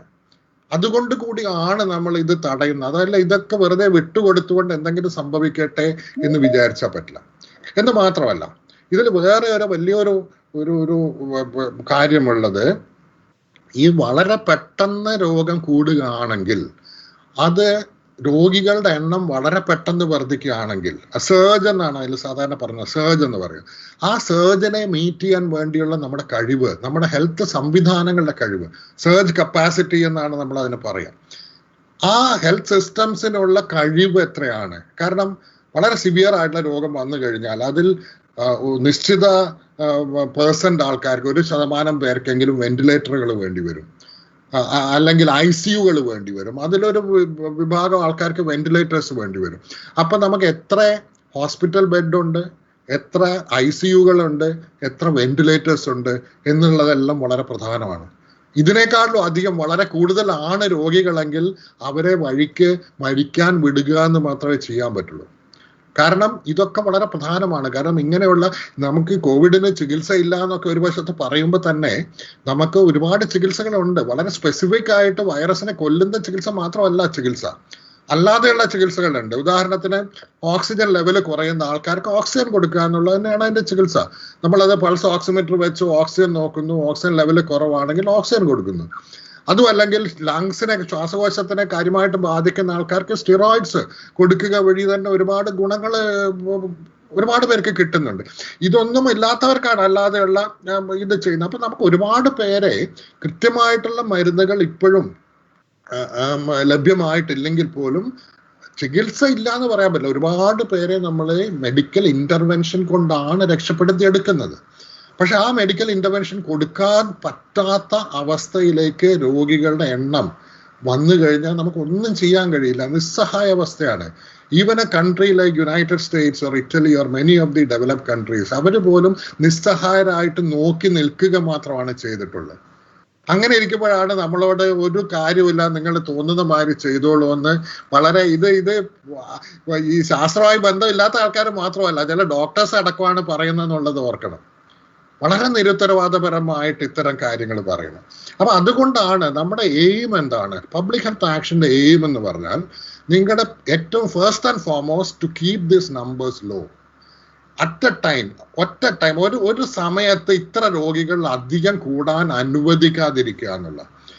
അതായത് നിങ്ങൾ ഒരു രോഗം ഒരാളിൽ നിന്ന് മറ്റൊരാളുടെ പകർന്നത് തീർത്തും നമുക്ക് തടയാൻ വേണ്ടി കഴിയില്ല. അതിനുള്ള പ്രധാന കാരണം നമുക്ക് സിംറ്റംസ് ഇല്ലാത്ത സമയത്തും ഇത് പകർത്താനുള്ള കഴിവുള്ളത് കൊണ്ടാണ്.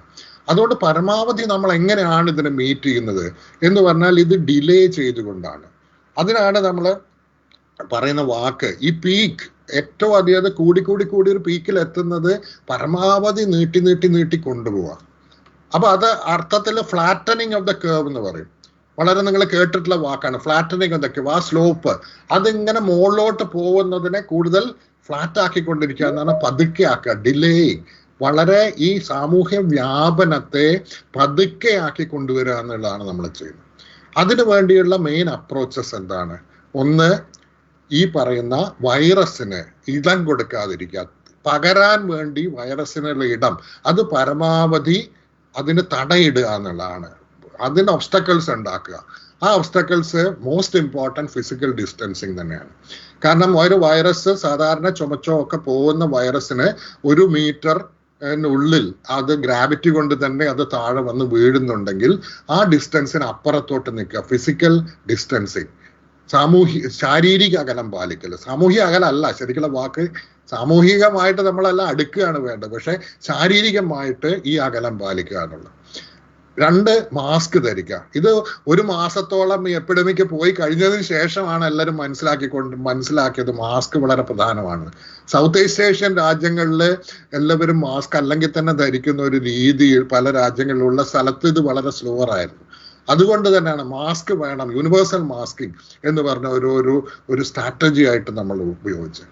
കൈകൾ വഴിയാണ് പലപ്പോഴും ഈ ഫൊമൈ ട്രാൻസ്മിഷൻ നടക്കുന്നതുകൊണ്ട് കൈകളുടെ ഹാൻഡ് ഹൈജീൻ, ഇത് 3ഉം വളരെ വളരെ പ്രധാനപ്പെട്ട പൊതു നടപടികളായിട്ട് നമ്മൾ എടുക്കുന്നത്. ഇതോടൊപ്പം തന്നെ ആരാണ് മരണത്തിനും സിവിയർ ഇൽനെസ്സിനും ഏറ്റവും റിസ്ക് ഉള്ളവര്, പ്രായം വളരെ കൂടുതലുള്ളവർ, പീപ്പിൾ അബവ് 65, 70 അങ്ങനെയുള്ളവര്, കോമോർബിഡിറ്റീസ് പ്രത്യേകിച്ച് ശ്വാസകോശ രോഗങ്ങൾ ഉള്ള ആൾക്കാർ, അല്ലെങ്കിൽ ഹാർട്ട് ഓർ ക്യാൻസർ ട്രീറ്റ്മെന്റ് എടുക്കുന്ന ആൾക്കാർ, ഇങ്ങനെയുള്ളവർ റിസ്ക് ഉള്ളവരെ മാറ്റി നിർത്തുക. അവരിൽ നിന്ന് റിവേഴ്സ് ക്വാറന്റൈൻ എന്ന് നമ്മൾ പറയുക, അവരെ മറ്റുള്ളവരിൽ നിന്ന് പരമാവധി മാറ്റുക, അവരെ സംരക്ഷിക്കുക, അവർക്ക് ചുറ്റും ഒരു പ്രൊട്ടക്റ്റീവ് ലെയർ നമ്മൾ ഉണ്ടാക്കുക. ഇതാണ് ഏറ്റവും പ്രധാനപ്പെട്ട കാര്യങ്ങൾ. അതോടൊപ്പം തന്നെ ഞാൻ നേരത്തെ പറഞ്ഞ സൂപ്പർ സ്പ്രെഡിങ് ഇവന്റ്സ്, ഈ സൂപ്പർ സ്പ്രെഡിങ് ഇവന്റുകളെ ഒഴിവാക്കാൻ വേണ്ടി ശ്രമിക്കുക. ആ ഒഴിവാക്കാൻ വേണ്ടിയുള്ള ശ്രമത്തിന്റെ ഭാഗമാണ് ഇപ്പോഴും നമ്മൾ സിനിമാ തിയേറ്ററുകളിൽ പോയൊരു സിനിമ കണ്ടിട്ട് എത്രയോ കാലമായി അല്ലേ. അപ്പൊ തിയേറ്ററുകളില് അതുപോലെ ഒന്നിച്ച് ആൾക്കാർ വരുന്ന ക്ലോസ്ഡ് ആയിട്ടുള്ള സ്പേസുകൾ, പരമാവധി air condition closed spaces with poor ventilation, അവിടെ കൂടുതൽ ആൾക്കാർ അത്തരം സ്പേസുകളിൽ വന്നാൽ അതിൽ ഒരാൾക്കെങ്കിലും അസുഖമുണ്ടെങ്കിൽ അത് പകരാനുള്ള സാധ്യതയുണ്ട്. അപ്പൊ ഈ പറയുന്ന ഈ സ്ട്രാറ്റജീസിലേക്കൊക്കെ നമ്മൾ പോകുന്നത് ഇതുവഴിയാണ്. അപ്പൊ പരമാവധി ആക്ടിവിറ്റീസ്, അതോടൊപ്പം തന്നെയാണ് ഓൾറെഡി രോഗമുണ്ടെന്ന് ഉറപ്പുള്ള ആൾക്കാരെ അവരെ ക്വാറന്റൈൻ ചെയ്ത് ഐസൊലേറ്റ് ചെയ്ത് മറ്റുള്ളവരിൽ നിന്ന് മാറ്റി നിർത്തി കഴിഞ്ഞാൽ ഈ ഡിലേ ചെയ്യാൻ കഴിയും. പൂർണ്ണമായിട്ട് ഒഴിവാക്കാനൊന്നും നമുക്ക് കഴിയില്ല, പക്ഷെ ഈ പീക്ക് ഡിലേ ചെയ്യാൻ ക്വാറന്റൈൻ തീർച്ചയായിട്ടും ടെസ്റ്റിംഗ്, കോണ്ടാക്ട് ട്രേസിംഗ്, ക്വാറന്റൈൻ, ഈ പറയുന്ന 3 കാര്യങ്ങളാണ് നമ്മുടെ കയ്യിലുള്ള weapons in further delaying the universal ആയിട്ട് എടുക്കുന്ന ഈ precaution, social distancing, masking, hand hygiene, അതോടൊപ്പം protection of the weak, plus ഈ പറയുന്ന സ്പെസിഫിക് ആയിട്ട് ടെസ്റ്റ് ചെയ്ത് കോണ്ടാക്ട് ചെയ്ത് ട്രേസ്.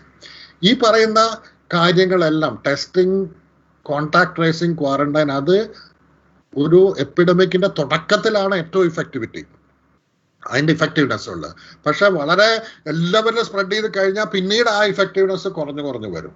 അതുകൊണ്ട് വളരെ ഏർലി ആയിട്ട് ഇത്തരത്തിലുള്ള നടപടികൾ എടുക്കണം. ഇതെല്ലാം പറയുന്ന സമയത്തും all this has to be balanced. ഇത് നമ്മൾ ബാലൻസ് ചെയ്യുന്നത് ജനജീവിതവും ആൾക്കാർക്ക് വരുമാനവും ഇതൊക്കെ പൂർണ്ണമായും നഷ്ടപ്പെട്ട് കഴിഞ്ഞാൽ വേറെ കാരണങ്ങൾ കൊണ്ടായിരിക്കും മരിക്കുന്നത്. പട്ടിണി കൊണ്ട് മരിക്കുന്ന അവസ്ഥ ഉണ്ടാവാൻ പാടില്ല. അപ്പൊ ഇത് തമ്മിലുള്ള proper balance is very important. ആ ബാലൻസ് ആണ് മിക്കവാറും എല്ലാ ഗവൺമെന്റുകളും വളരെ വിഷമിച്ച് തന്നെ ഈ ബാലൻസ് സ്ട്രൈക്ക് ചെയ്യാനാണ് ശ്രമിച്ചുകൊണ്ടിരിക്കുന്നത്. അങ്ങനെ സ്ട്രൈക്ക് ചെയ്യാൻ ശ്രമിച്ചുകൊണ്ടിരിക്കുന്ന സമയത്ത് പക്ഷേ നമ്മൾ ഇതൊന്നും കാര്യമില്ല, എല്ലാം തുറന്നു വിടുക എന്ന് പറഞ്ഞൊരു വാദം നമ്മുടെ സയന്റിഫിക് കമ്മ്യൂണിറ്റിയിൽ നിന്ന് ഒരിക്കലും ഉണ്ടാവാൻ പാടില്ല. അതുകൊണ്ട് ഈ പറയുന്ന കാര്യങ്ങളെല്ലാം പാലിച്ചുകൊണ്ട് തന്നെ പരമാവധി ജനജീവിതം നോർമലൈസ് ചെയ്യാൻ വേണ്ടി ശ്രമിക്കുന്ന വളരെ വിഷമകരമായിട്ടുള്ള ഒരു കാര്യമാണ് നമ്മുടെ മുന്നിലുള്ളത്. ഇന്ന് സയന്റിഫിക് കമ്മ്യൂണിറ്റി എന്നുള്ള നിലയ്ക്ക് നമ്മൾ അതിന് പൂർണ്ണമായിട്ടുള്ള പിന്തുണ കൊടുക്കണം. ഈ ചെയ്യുന്ന കാര്യങ്ങളുടെ എല്ലാം സയന്റിഫിക് റാഷണൽ എന്താണെന്നുള്ള ജനങ്ങളെ എപ്പോഴും പറഞ്ഞ് മനസ്സിലാക്കിക്കൊണ്ടിരിക്കണം. എന്നാലേ പൂർണ്ണമായി ജനങ്ങളുടെ സഹകരണത്തോടെ ഇത് നടപ്പാക്കാൻ വേണ്ടി കഴിയുള്ളൂ. ഇത്രയും പറഞ്ഞുകൊണ്ട് ഞാൻ ഇവിടെ നിർത്തുകയാണ്. വീണ്ടും എനിക്ക് ഈ അവസരം തന്നതിന് വീണ്ടും നന്ദി പറയുന്നു. Thank you, Professor. That was a very illuminating talk. ഇത് എല്ലാവർക്കും അറിയേണ്ടതും നമ്മൾ അതിനെ പറ്റി ചിന്തിക്കേണ്ട കാര്യങ്ങളാണ്. ഞാൻ ക്വസ്റ്റ്യൻസിലേക്ക് പോവുകയാണ്. ആൻഡ് ഡോക്ടർ അരവിന്ദിനോട് തന്നെ സ്റ്റാർട്ട് ചെയ്യാം. So first question to sir, ഈ കോവിഡ് നമുക്ക് ഒരിക്കൽ ഉണ്ടായി കഴിഞ്ഞ് നമ്മൾ അതിൽ നിന്ന് മാറി ശരിയായി കഴിഞ്ഞാൽ അത് രണ്ടാമത് വരാനുള്ള ചാൻസ് ഉണ്ടോ? ഒന്നാമത്തെ ക്വസ്റ്റ്യൻ. ഈ രണ്ടാമത് വരുന്നു എന്ന് പറയുന്ന റിപ്പോർട്ടുകൾ ഈയിടെ കേസ് റിപ്പോർട്ട്സ് ആണ്. ഇപ്പോൾ ഹോങ്കോങ്ങിൽ നിന്നാണ് ലേറ്റസ്റ്റ് ആയിട്ട് ഇങ്ങനെ ഒരു റിപ്പോർട്ട് വന്നിട്ടുണ്ട് ഫ്യൂ ഡേയ്സ് ബാക്ക്. അപ്പൊ ഇത്തരത്തിൽ സ്ട്രേ റിപ്പോർട്ടുകൾ വരുന്നുണ്ട്. അത് അണ്ടർസ്റ്റാൻഡബിൾ ആണ്. കാരണം ഇമ്മ്യൂൺ സിസ്റ്റം എന്ന് പറയുന്നതൊന്നും അങ്ങനെ പെർഫെക്റ്റ് ആയിട്ടൊന്നും ബിഹേവ് ചെയ്യുന്ന സാധനമല്ല. There are lot of aberrations that can occur in immune system. പിന്നെ നമുക്ക് വ്യാപകമായ തോതിൽ ഐ ഡോണ്ട് തിങ്ക് ഈ വൈറസ് സ്ട്രെയിൻസ് തമ്മിലുള്ള വ്യത്യാസം കൊണ്ട് ഒരു വൈറസ് വന്നവർക്ക് വേറെ വൈറസ്, ഇപ്പൊ ഡെങ്കിയിലെല്ലാം ഉണ്ട്, ഡെങ്കി വൈറസിലെല്ലാം ഒരു സ്ട്രെയിൻ വന്നവർക്ക് മറ്റേ സ്ട്രെയിൻ കൊണ്ട് ഇൽനെസ് വരാം. അത്തരത്തിലൊന്നും എനിക്ക് ഈ ഹോങ്കോങ് കേസ് അങ്ങനെ ആണെങ്കിൽ പോലും ഇതൊരു വ്യാപകമായിട്ടുള്ള ഫിനോമിനൻ ആണെന്ന് എനിക്ക് തോന്നുന്നില്ല. കാരണം കോടിക്കണക്കിന് മനുഷ്യർക്ക് ഓൾറെഡി ഇൽനെസ് വന്നു കഴിഞ്ഞു. അതിനിടയിൽ സ്ട്രേ ആയിട്ടുള്ള റിപ്പോർട്ടുകൾ അല്ലാതെ ഇതൊരു സിഗ്നിഫിക്കന്റ് ആയിട്ടുള്ള രീതിയിലാണെങ്കിൽ it should have been much more. അപ്പൊ അങ്ങനെ നമ്മൾ കാണാത്തടത്തോളം കാരണം I think, but at the same time we have to keep check on especially viral വേരിയേഷനും ഇമ്മ്യൂണിറ്റി വേരിയേഷനും ഒക്കെ കാര്യം നമ്മൾ നോക്കിക്കൊണ്ടിരിക്കണം. അത് as it is I don't think ആശങ്കയ്ക്ക് വകയുണ്ടെന്ന് എനിക്ക് തോന്നുന്നില്ല. അപ്പൊ ഈ റീഇൻഫെക്ഷൻ പറ്റുമോ ഇല്ലയോ എന്നുള്ളതിന്റെ വാക്സിൻ ഡെവലപ്മെന്റിനോട് എന്താണ് റിലേഷൻഷിപ്പ്? വാക്സിൻ ഡെവലപ്മെന്റുമായിട്ട് അതിന്റെ റിലേഷൻഷിപ്പ്, അഥവാ റീഇൻഫെക്ഷൻ വളരെ വ്യാപകമാണെങ്കിൽ it means that natural immunity വേണ്ടത്ര ഫലിക്കുന്നില്ല എന്നുള്ളതാണ്, വിച്ച് ഇസ് വെരി അൺലൈക്ലി. കാരണം അങ്ങനെ അല്ല, മിക്കവാറും ഒരു ഓർഗാനിസത്തിനും ഇത്ര പെട്ടെന്ന് അങ്ങനെ ഈ ഇമ്മ്യൂണിറ്റി പോവാത്ത ഒരു സ്ഥിതി വരാറില്ല. അതുകൊണ്ട് ദാറ്റ് ഇസ് വെരി അൺലൈക്ലി. എങ്കിൽ പോലും ഇത് അഥവാ അത് ശരിയാണെങ്കിൽ പോലും വാക്സിൻ വലിക്കാതിരിക്കണ കാരണമില്ല. കാരണം വാക്സിന് നോർമൽ നാച്ചുറൽ ഇമ്മ്യൂണിറ്റിയേക്കാൾ എൻഹാൻസ്ഡ് ആയിട്ടുള്ള ഇമ്മ്യൂണിറ്റി ഉണ്ടാക്കാനുള്ള കഴിവ് കൂടെ പല വാക്സിൻസിനും ഉണ്ട് എന്നുള്ളതാണ്. But I don't think ഇതൊരു വ്യാപകമായിട്ടുള്ള ഒരു ഫിനോമിനൻ ആണെന്ന് I still don't believe. Stray cases, rare cases ആയതുകൊണ്ട് ആണെന്നാണ് എനിക്ക് തോന്നുന്നത്. സോ ഈ ഇപ്പോ ചില ഡൽഹി, ബോംബെ, പുനെ ഒക്കെ സീറോ പ്രിവലൻസ് ടെസ്റ്റിംഗ് എന്ന് പറഞ്ഞൊരു സാധനം നടത്തുന്നുണ്ട്. എന്താണ് ഇതിന്റെ അർത്ഥം? എന്താണ് അതിന്റെ നമുക്ക് അതുകൊണ്ട് എന്താണ് യൂസ്? സീറോ പ്രിവലൻസിന്റെ ഏറ്റവും വലിയ ഗുണം എന്താന്ന് പറഞ്ഞാൽ it helps you to monitor how the infection is proceeding. ഇത് ഏത് രീതിയിൽ എത്രമാത്രം പേരൊക്കെ ഇത് വരുന്നുണ്ട് എന്നുള്ളതും എത്ര വേഗത്തിൽ ഇത് സ്പ്രെഡ് ചെയ്യുന്നുണ്ട്. കാരണം നമ്മൾ എത്ര കണ്ട് ഈ ടെസ്റ്റിംഗ് നമ്പേഴ്സ് കൂട്ടിക്കഴിഞ്ഞാലും we are not able to capture. ഈ ഇൻഫെക്ഷൻ വന്ന എല്ലാവരെയും നമ്മൾ ഒരിക്കലും ക്യാപ്ചർ ചെയ്യുന്നില്ല. എപ്പോഴും അതിനേക്കാൾ കുറെ അധികം പേർക്ക് ശരിക്കും ഇൻഫെക്ഷൻ വന്നിട്ടുണ്ടാവും. അപ്പൊ ശരിക്കും സീറോ പ്രവലൻസ് വെച്ചുള്ള മോണിറ്ററിങ് ഇസ് എക്സ്ട്രീംലി ഇമ്പോർട്ടൻറ്റ്. അത് എല്ലാവരും ചെയ്യേണ്ടതാണ്. ഇപ്പൊ വൈറസിനെ പറ്റി ഈ പ്രത്യേകിച്ച് സൂപ്പർ സ്പ്രെഡ് വരുന്ന സാഹചര്യത്തിൽ വരുന്ന പല എപ്പിഡമിയോളജിസ്റ്റും പറയുന്നത് ശരിക്കും ഒരു 60% ഒക്കെ ഇമ്മ്യൂണിറ്റി ആവശ്യമില്ല സ്ലോ ഡൗൺ വരാൻ വേണ്ടിയിട്ട്. 60% ആണ് നമ്മളിപ്പോ ഒരു R0 ഓഫ് 2.5 വെച്ച് കാൽക്കുലേറ്റ് ചെയ്ത് നോക്കിയാൽ അബൌട്ട് 60 to 70% ആൾക്കാർക്ക് ഇമ്മ്യൂണിറ്റി വന്നാലാണ് ഡിസീസ് വെയിൻ ചെയ്യുക. അത്ര വേണ്ടി വരില്ല. As early as 20 to 30 or 40% തന്നെ ഡിസീസ് കുറഞ്ഞു വരാനുള്ള സാധ്യതയുണ്ട് എന്നുള്ളതാണ് പലരും. ഇപ്പൊ യൂറോപ്പിലെയും ഡൽഹി പോലെയുള്ള സ്ഥലത്തെയൊക്കെ എക്സ്പീരിയൻസ് ഒരു പക്ഷെ അത് ശരി വെക്കുന്നുണ്ടെന്ന് എനിക്ക് തോന്നുന്നു. കാരണം ഒരു 20 to 30% വെച്ച് തന്നെ ഇത് കുറയാനുള്ള സാധ്യതയുണ്ടെന്നുള്ളതാണ്. അതൊക്കെ നമുക്ക് അറിയണമെന്നുണ്ടെങ്കിൽ സീറോ പ്രിവലൻസ് സ്റ്റഡീസ് വേണം. സോ ഈ സീറോ പ്രിവലൻസ് ചെയ്തപ്പോഴും there seems to be ഇപ്പൊ ബോംബെയിൽ തന്നെ ചില ഭാഗങ്ങളിൽ ഭയങ്കര ഹൈ പെർസെന്റേജ് ഉണ്ട്, ചില ഭാഗങ്ങളിൽ ലോ പെർസെന്റേജ് ഉണ്ട്. അപ്പൊ നമ്മളതൊരു ഇപ്പൊ ബോംബെയിൽ ഇത്ര പെർസെന്റേജ് ഉണ്ട്, അപ്പൊ കുഴപ്പമില്ല, ഡിസീസ് ഇസ് അണ്ടർ കൺട്രോൾ എന്ന് പറയുന്നത് ശരിയാണോ? അല്ല. ബോംബെയിൽ എടുത്താൽ തന്നെ എന്താ വളരെ ഒബ്വിയസ്ലി പ്ലേസസ് ലൈക്ക് ധാരാവി പോലെയുള്ള ക്ലോസ് കമ്മ്യൂണിറ്റീസ് വളരെ ക്ലോസ് ആയിട്ട് അവിടെ ഹൈ സീറോ പ്രിവലൻസ് ഉണ്ടാവാനുള്ള സാധ്യതയുണ്ട്. വേറെ many other places Mumbai where people കുറച്ചുകൂടെ ഇത് പാലിക്കുകയും ഇതൊക്കെ ചെയ്യുന്ന സ്ഥലത്ത് അത്ര വരില്ല. അപ്പൊ അങ്ങനെയുള്ളവർ they are still at risk. അപ്പോ ഈ ഒരേ മെസ്സേജ് അങ്ങനെ പറയുന്നത് ശരിയല്ല. ഓവറോൾ സീറോ പ്രിവലൻസ് പറയുമ്പോൾ നമുക്ക് എങ്ങനെയെങ്കിലും ഒരു വാക്സിന് വേണ്ടി കാത്തിരിക്കാൻ വരെയെങ്കിലും ഇത് നീട്ടിക്കൊണ്ടുപോകുക എന്നുള്ളതായിരിക്കണം നമ്മുടെ മുന്നിലുള്ള ഒരു സ്ട്രാറ്റജി എന്ന് എനിക്ക് തോന്നുന്നു. ഈ ഇന്ത്യയിലെ ഫേറ്റാലിറ്റി റേറ്റ് വളരെ കുറവാണെന്ന് പറയുന്നത് സത്യമാണോ? അതോ ആണെങ്കിൽ വാട്ട് ഡസ് ഇറ്റ് മീൻ? ഒരു മോസ്റ്റ് ഒബ്വിയസ് ആയിട്ട് നമ്മൾ പറയുകയാണെങ്കിൽ ഇന്ത്യയിലെ age structure age structure in India and Italy, നിങ്ങൾ കമ്പയർ ചെയ്ത് നോക്കിക്കഴിഞ്ഞാൽ Italy has about 35% above 65 years. ഇവിടെ ഇന്ത്യയിൽ അത് 10%-ലും താഴെയാണ്. അപ്പൊ അങ്ങനെ വരുമ്പോൾ അങ്ങനെയുള്ള ഈ സ്ട്രക്ചറിലുള്ള വലിയ വ്യത്യാസം ഇതിൽ പ്രതിഫലിക്കും എന്തായാലും ഫെറ്റാലിറ്റി റേറ്റിൽ. അതിനപ്പുറം ഇന്ത്യയിൽ പക്ഷെ എനിക്ക് പൂർണ്ണമായിട്ട് ഇന്ത്യൻ ഫിഗേഴ്സ് മുഴുവൻ ശരിയാണോ എന്നുള്ള കാര്യത്തിൽ സംശയമുണ്ട്. We are missing out on lot of deaths which are unreported as COVID. കാരണം പല സ്ഥലങ്ങളിലും റൂറൽ ഏരിയാസിലും ഒക്കെ മരിക്കുന്ന ആൾക്കാരുടെ കൃത്യമായിട്ടുള്ള ഡെത്ത് റെക്കോർഡിങ്, കോസ് ടെസ്റ്റിംഗ് ഒന്നും ചെയ്തിട്ടില്ല. അതുകൊണ്ട് ഐ ഡോണ്ട് തിങ്ക് ദറ്റ് നമ്മുടെ ഡെത്ത് ഫിഗേഴ്സ് ആർ ശരിയാണെന്ന് എനിക്ക് തോന്നുന്നില്ല. അതിനേക്കാൾ കൂടുതൽ ഉണ്ടാവാനാണ് സാധ്യത. ഇത് കുറച്ച് കൊല്ലം കഴിയുമ്പോൾ നമ്മള് ഡെത്ത് റേറ്റ് കമ്പയർ ചെയ്യുമ്പോൾ മനസ്സിലാവുക. Total death and birth registration data വരുന്ന സമയത്താണ് നമ്മൾ അതിന്റെ ആ ബ്ലിപ്പ് കാണാൻ പറ്റും. അപ്പൊ ആ സമയത്ത്. Thank you doctor Aravindan. ഇപ്പൊ നമുക്ക് ഡോക്ടർ രേഷ്മയ്ക്ക് വേണ്ടി ഒരു ക്വസ്റ്റ്യൻ. ന്യൂട്രീഷണൽ ചേഞ്ചസോ ലൈഫ് സ്റ്റൈൽ ചേഞ്ചസോ അല്ലെങ്കിൽ നമുക്ക് എന്താണ് ചെയ്യാൻ പറ്റുക to enhance our immunity and നമ്മുടെ ഒരു പ്രതിരോധ ശേഷി കൂട്ടാനും ഇൻഫെക്ഷൻ ചാൻസ് കുറയ്ക്കാനുമുള്ള വാട്ട് ക്യാൻ വി ഡു? പ്രതിരോധ ശേഷി യഥാർത്ഥത്തിൽ പറഞ്ഞാൽ എപ്പോഴും ഇൻഡിവിജ്വൽ ബേസ്ഡ് ആയിരിക്കും.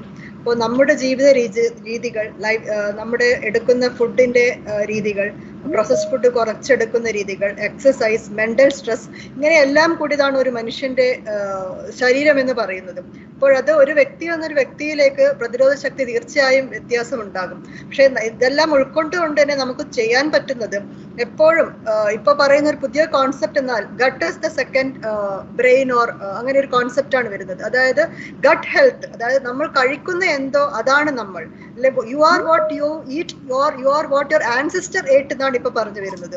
അതായത് സ്റ്റോൺ ഏജിലെ ഡയറ്റ്, ഇങ്ങനെ പല ഡയറ്റുകളിൽ നിന്നും നമ്മളിപ്പോൾ വിട്ടുപോയിക്കൊണ്ടിരിക്കുകയാണ്.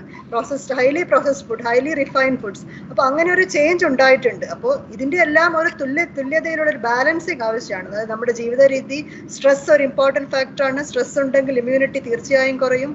അപ്പം അത് എല്ലാം ഒരു ബാലൻസ്ഡ് ആയിരിക്കും. അപ്പോൾ സ്ട്രെസ് ഇല്ലാതെ ആർക്കും ജീവിക്കാൻ പറ്റത്തില്ല. പക്ഷെ എന്നിരുന്നാലും കറക്ഷൻ ചെയ്യാൻ പറ്റുന്നത് ഫുഡിലാണ്. അപ്പോൾ ഫുഡിൽ എടുക്കാൻ പറ്റുന്ന അത്രയും കറക്ഷൻസ് ചെയ്യുക, റിഫൈൻഡ് ഫുഡ്സിന്റെ അളവ് കുറയ്ക്കുക. പിന്നെ ഓരോ വ്യക്തിയും അവനവന്റെ ഫുഡ്, അതായത് അവരവരുടെ ശരീരത്തിന് ചേരുന്ന ഫുഡ് സ്വയം ഐഡന്റിഫൈ ചെയ്യേണ്ടതാണ്. അതാണ് ആയുർവേദവും പഴയ സയൻസും എല്ലാം പറയുന്നത്. ഒരു വ്യക്തിക്ക് സൂട്ടാവുന്ന ഒരു ഫുഡ് മറ്റൊരു വ്യക്തിക്ക് സൂട്ട് ചെയ്യണമെന്നില്ല. Even though we have general recommendations, it may vary from individual. അതായത് ഓരോ വ്യക്തിയിൽ നിന്നും അത് മാറിക്കൊണ്ടേയിരിക്കാം. അപ്പോൾ സ്വയം നമ്മുടെ ഒരു കുടുംബത്തിൽ തന്നെ ഒരു വ്യക്തിക്ക് കഴിക്കുന്ന ഫുഡ് മറ്റൊരു വ്യക്തിക്ക് പറ്റണമെന്നില്ല. അപ്പോൾ ഇൻഡിവിജ്വൽ ബേസ്ഡ് ആയ ഒബ്സർവേഷൻ ആവശ്യമാണ്. പലപ്പോഴും അനാവശ്യമായി മരുന്നുകളിലേക്കൊന്നും പോകാതിരിക്കുക, ഇങ്ങനെ ഗട്ട് ഹെൽത്ത് കീപ്പ് ചെയ്യുക, പ്രിസർവേറ്റീവ്സ് കൂടുതലുള്ള ആഹാരങ്ങൾ കഴിക്കാതിരിക്കുക. ഒരു ബാലൻസ് സിസ്റ്റത്തിൽ പോയാൽ തീർച്ചയായും ഒരു പരിധിവരെ ഇമ്മ്യൂണിറ്റി കൂട്ടാൻ പറ്റുമെന്നാണ് ഞാൻ മനസ്സിലാക്കുന്നത്. അതുപോലെ ജനങ്ങളുടെ ഇടയിൽ ഇന്നൊരു പ്രവണത ഡോക്ടേഴ്സിന്റെയോ മറ്റു കാര്യമായ ആൾക്കാരുടെ അറിവില്ലാതെ പല മരുന്നുകളും എല്ലാവരും വാങ്ങി കഴിക്കുന്നുണ്ട്, just immunity boosting. That should not be done. എല്ലാവരും എന്തും ഓവർഡോസ് ആയാൽ അതീവ ഗുരുതരമായ ടോക്സിറ്റി ഉണ്ടാക്കാവുന്നതാണ്. അപ്പോൾ ഈവൻ ഫുഡ് പോലും ഞങ്ങൾ പറയുന്നത് it should be always taken in rotation എന്നാണ്. ഒരു ദിവസം കഴിച്ച ഫുഡ് തന്നെ പിറ്റേ ദിവസം കഴിക്കണമെന്നില്ല. You can go for a rotation, plan the food. അപ്പോൾ in rotation it has to be taken. അപ്പൊ അങ്ങനെ വരുമ്പോൾ ഈവൻ പെസ്റ്റിസൈഡ്സ് ലോഡ്സ് ഇതെല്ലാം നമുക്ക് കുറക്കാവുന്നതാണ്. അപ്പോൾ ഒരു ആകമൊത്തമുള്ള ഒരു അവലോകനം നമ്മുടെ ഭക്ഷണ രീതിയിൽ ഉണ്ടാകണം. കൂടാതെ സ്ട്രെസ് പറ്റുമെങ്കിൽ കുറക്കുക. Thank you doctor Reshma. Doctor യൂസഫിന് വേണ്ടി ഒരു ക്വസ്റ്റ്യൻ. നമ്മൾ SARS-CoV-2 ജീനോമിന്റെ ഏത് റീജിയൻ ആണ് ടാർഗറ്റ് ചെയ്യേണ്ടത് when we are trying to make probes or detection systems?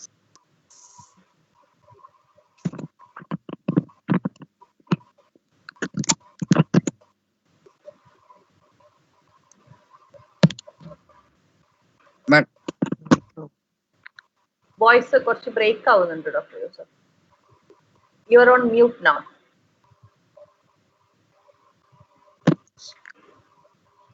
Madam ഒന്നുകൂടെ ക്വസ്റ്റ്യൻ പറയാവോ? SARS-CoV-2 ജീനോമിന്റെ ഏത് റീജിയനുകളും ഏത് സീക്വൻസസ് ആണ് നമുക്ക് ബെറ്റർ പ്രോബ്സ് ഉണ്ടാക്കാൻ യൂസ് ആവുക ഡിറ്റക്ഷൻ സിസ്റ്റത്തിൽ എന്നാണ് ക്വസ്റ്റ്യൻ.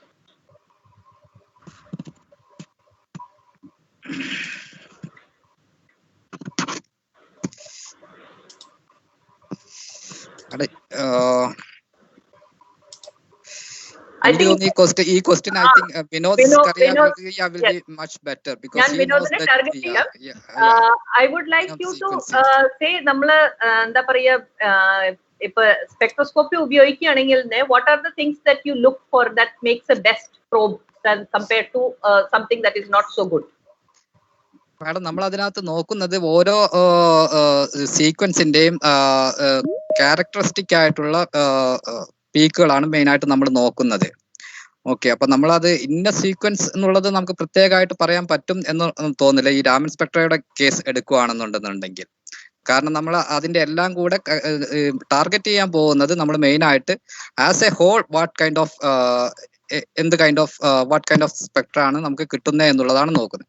അതിനകത്തു നിന്നുള്ള മെഷീൻ ലേണിങ്ങും അതുപോലെയുള്ള കൃത്രിമ ബുദ്ധി പോലെയുള്ള ഇത് വെച്ചിട്ടാണ് നമ്മളത് ഇത് ചെയ്യുന്നത്.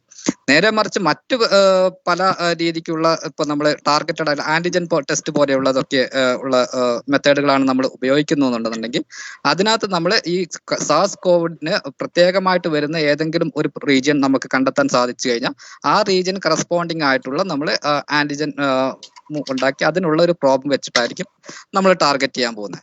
അതിന്റെ പ്രത്യേകമായിട്ടുള്ള ഏത് റീജിയൻ ആണെന്നുള്ളത് I think Vinod will be much better to answer that one. Yes. So before I go to Dr. Vinod, I have a question for Dr. Judy John. നമ്മൾ ഒരു drug, you talked about multiple drugs that are being tested and being developed in multiple labs, CSIR-ന്റെയും വേറെ institute വേറെ സ്ഥലങ്ങളിലും.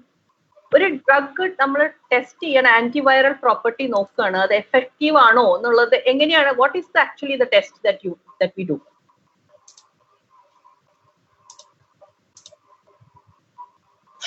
Doctor ജോണിനുള്ള question ആണ്.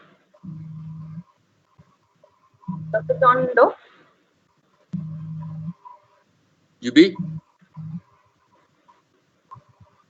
I think he's on mute.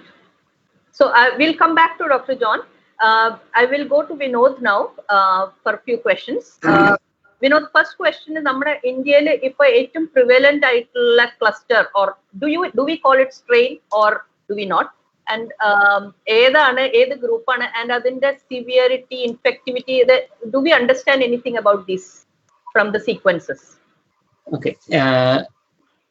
So ഇന്ത്യയിൽ ആകെ കണ്ടുവരുന്നത് ഞാൻ നേരത്തെ സൂചിപ്പിച്ചതുപോലെ 7 ക്ലെയ്ഡ്സ് ആണ്. ഇത് ജനറ്റിക് ലീനേജസ് ആണ്, ഇത് വേറെ സ്ട്രെയിൻ അല്ല. സ്ട്രെയിൻ എന്ന് പറയുന്നത് SARS-CoV-1, SARS-CoV-2 ഇത് സ്ട്രെയിൻസ് ആണ്. SARS-CoV-2 എന്നുള്ള സ്ട്രെയിനിന്റെ ജനറ്റിക് ലീനേജസിനെ പറ്റിയാണ് നമ്മൾ സംസാരിക്കുന്നത്. ഈ ജനറ്റിക് ലീനേജസ് എന്താ പറയുക, ജനിതക ഘടനയിലുള്ള മ്യൂട്ടേഷൻസ് അല്ലെങ്കിൽ വ്യതിയാനങ്ങൾ കൊണ്ടാണ് ഈ ലീനേജസ് ഉണ്ടാവുന്നത്. ആ ലീനേജസ്, ആ വ്യതിയാനമുള്ള സ്ട്രെയിൻസ് എല്ലാം ഒരേ ലീനേജസിൽ പെട്ടുവരുന്നു.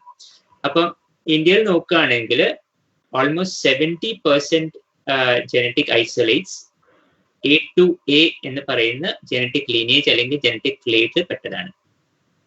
So that is the majority. ഏറ്റവും ലാർജ് ആയിട്ട് കാണുന്നു വരുന്നത് A2A സ്ട്രെയിൻ, A2A ക്ലേഡ് എന്ന് പറയുന്ന ലീനേജ് ആണ്. രണ്ടാമത്തേത് കണ്ടുവരുന്നത് ഇസ് A3I, ഞാൻ നേരത്തെ പറഞ്ഞു വന്ന A3I എന്ന ജനറ്റിക് ലീനേജ് ആണ്. ഈ ജനറ്റിക് ലീനേജ് മോസ്റ്റ്ലി ഇന്ത്യയിൽ വളരെ വലിയ നമ്പേഴ്സിൽ കണ്ടുവരുന്നു. Now if you look at the different states, ഇപ്പൊ സ്റ്റേറ്റ്സ് വഴി നമ്മൾ നോക്കുകയാണെങ്കിൽ പല സ്റ്റേറ്റ്സിലും ഈ ratio of A2A compared to I വളരെ വ്യത്യസ്തമാണ്. ഫോർ എക്സാമ്പിൾ നമ്മൾ ഡൽഹിയിൽ നോക്കുകയാണെങ്കിൽ ഡൽഹിയിലെ majority of the isolates A3I ക്ലേഡിൽ പെട്ടതാണ്. ബട്ട് ഫോർ എക്സാമ്പിൾ മഹാരാഷ്ട്രയിലോ ഫോർ എക്സാമ്പിൾ ഗുജറാത്തിലോ നോക്കുകയാണെങ്കിൽ majority of the clades belong to the A2A.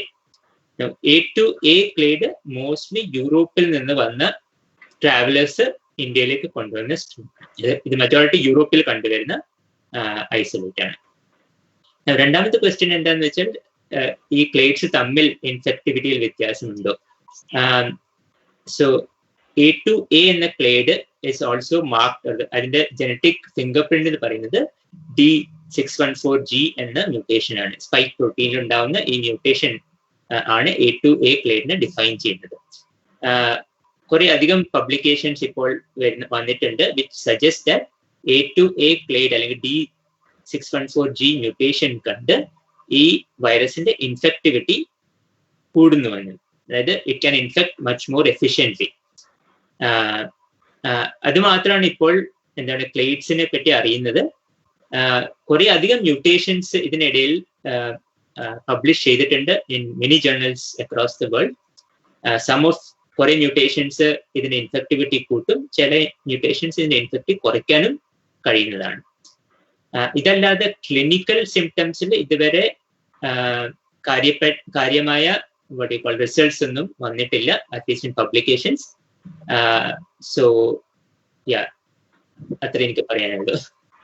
So Dr. Vinod, A3I, the purple one that you were showing, ഇത് ഇന്ത്യയിൽ ഒറിജിനേറ്റ് ചെയ്തതാണെന്നാണ് your findings? അല്ല, A3I ഇന്ത്യയിലല്ല originate ചെയ്തത്. It has probably come from somewhere else.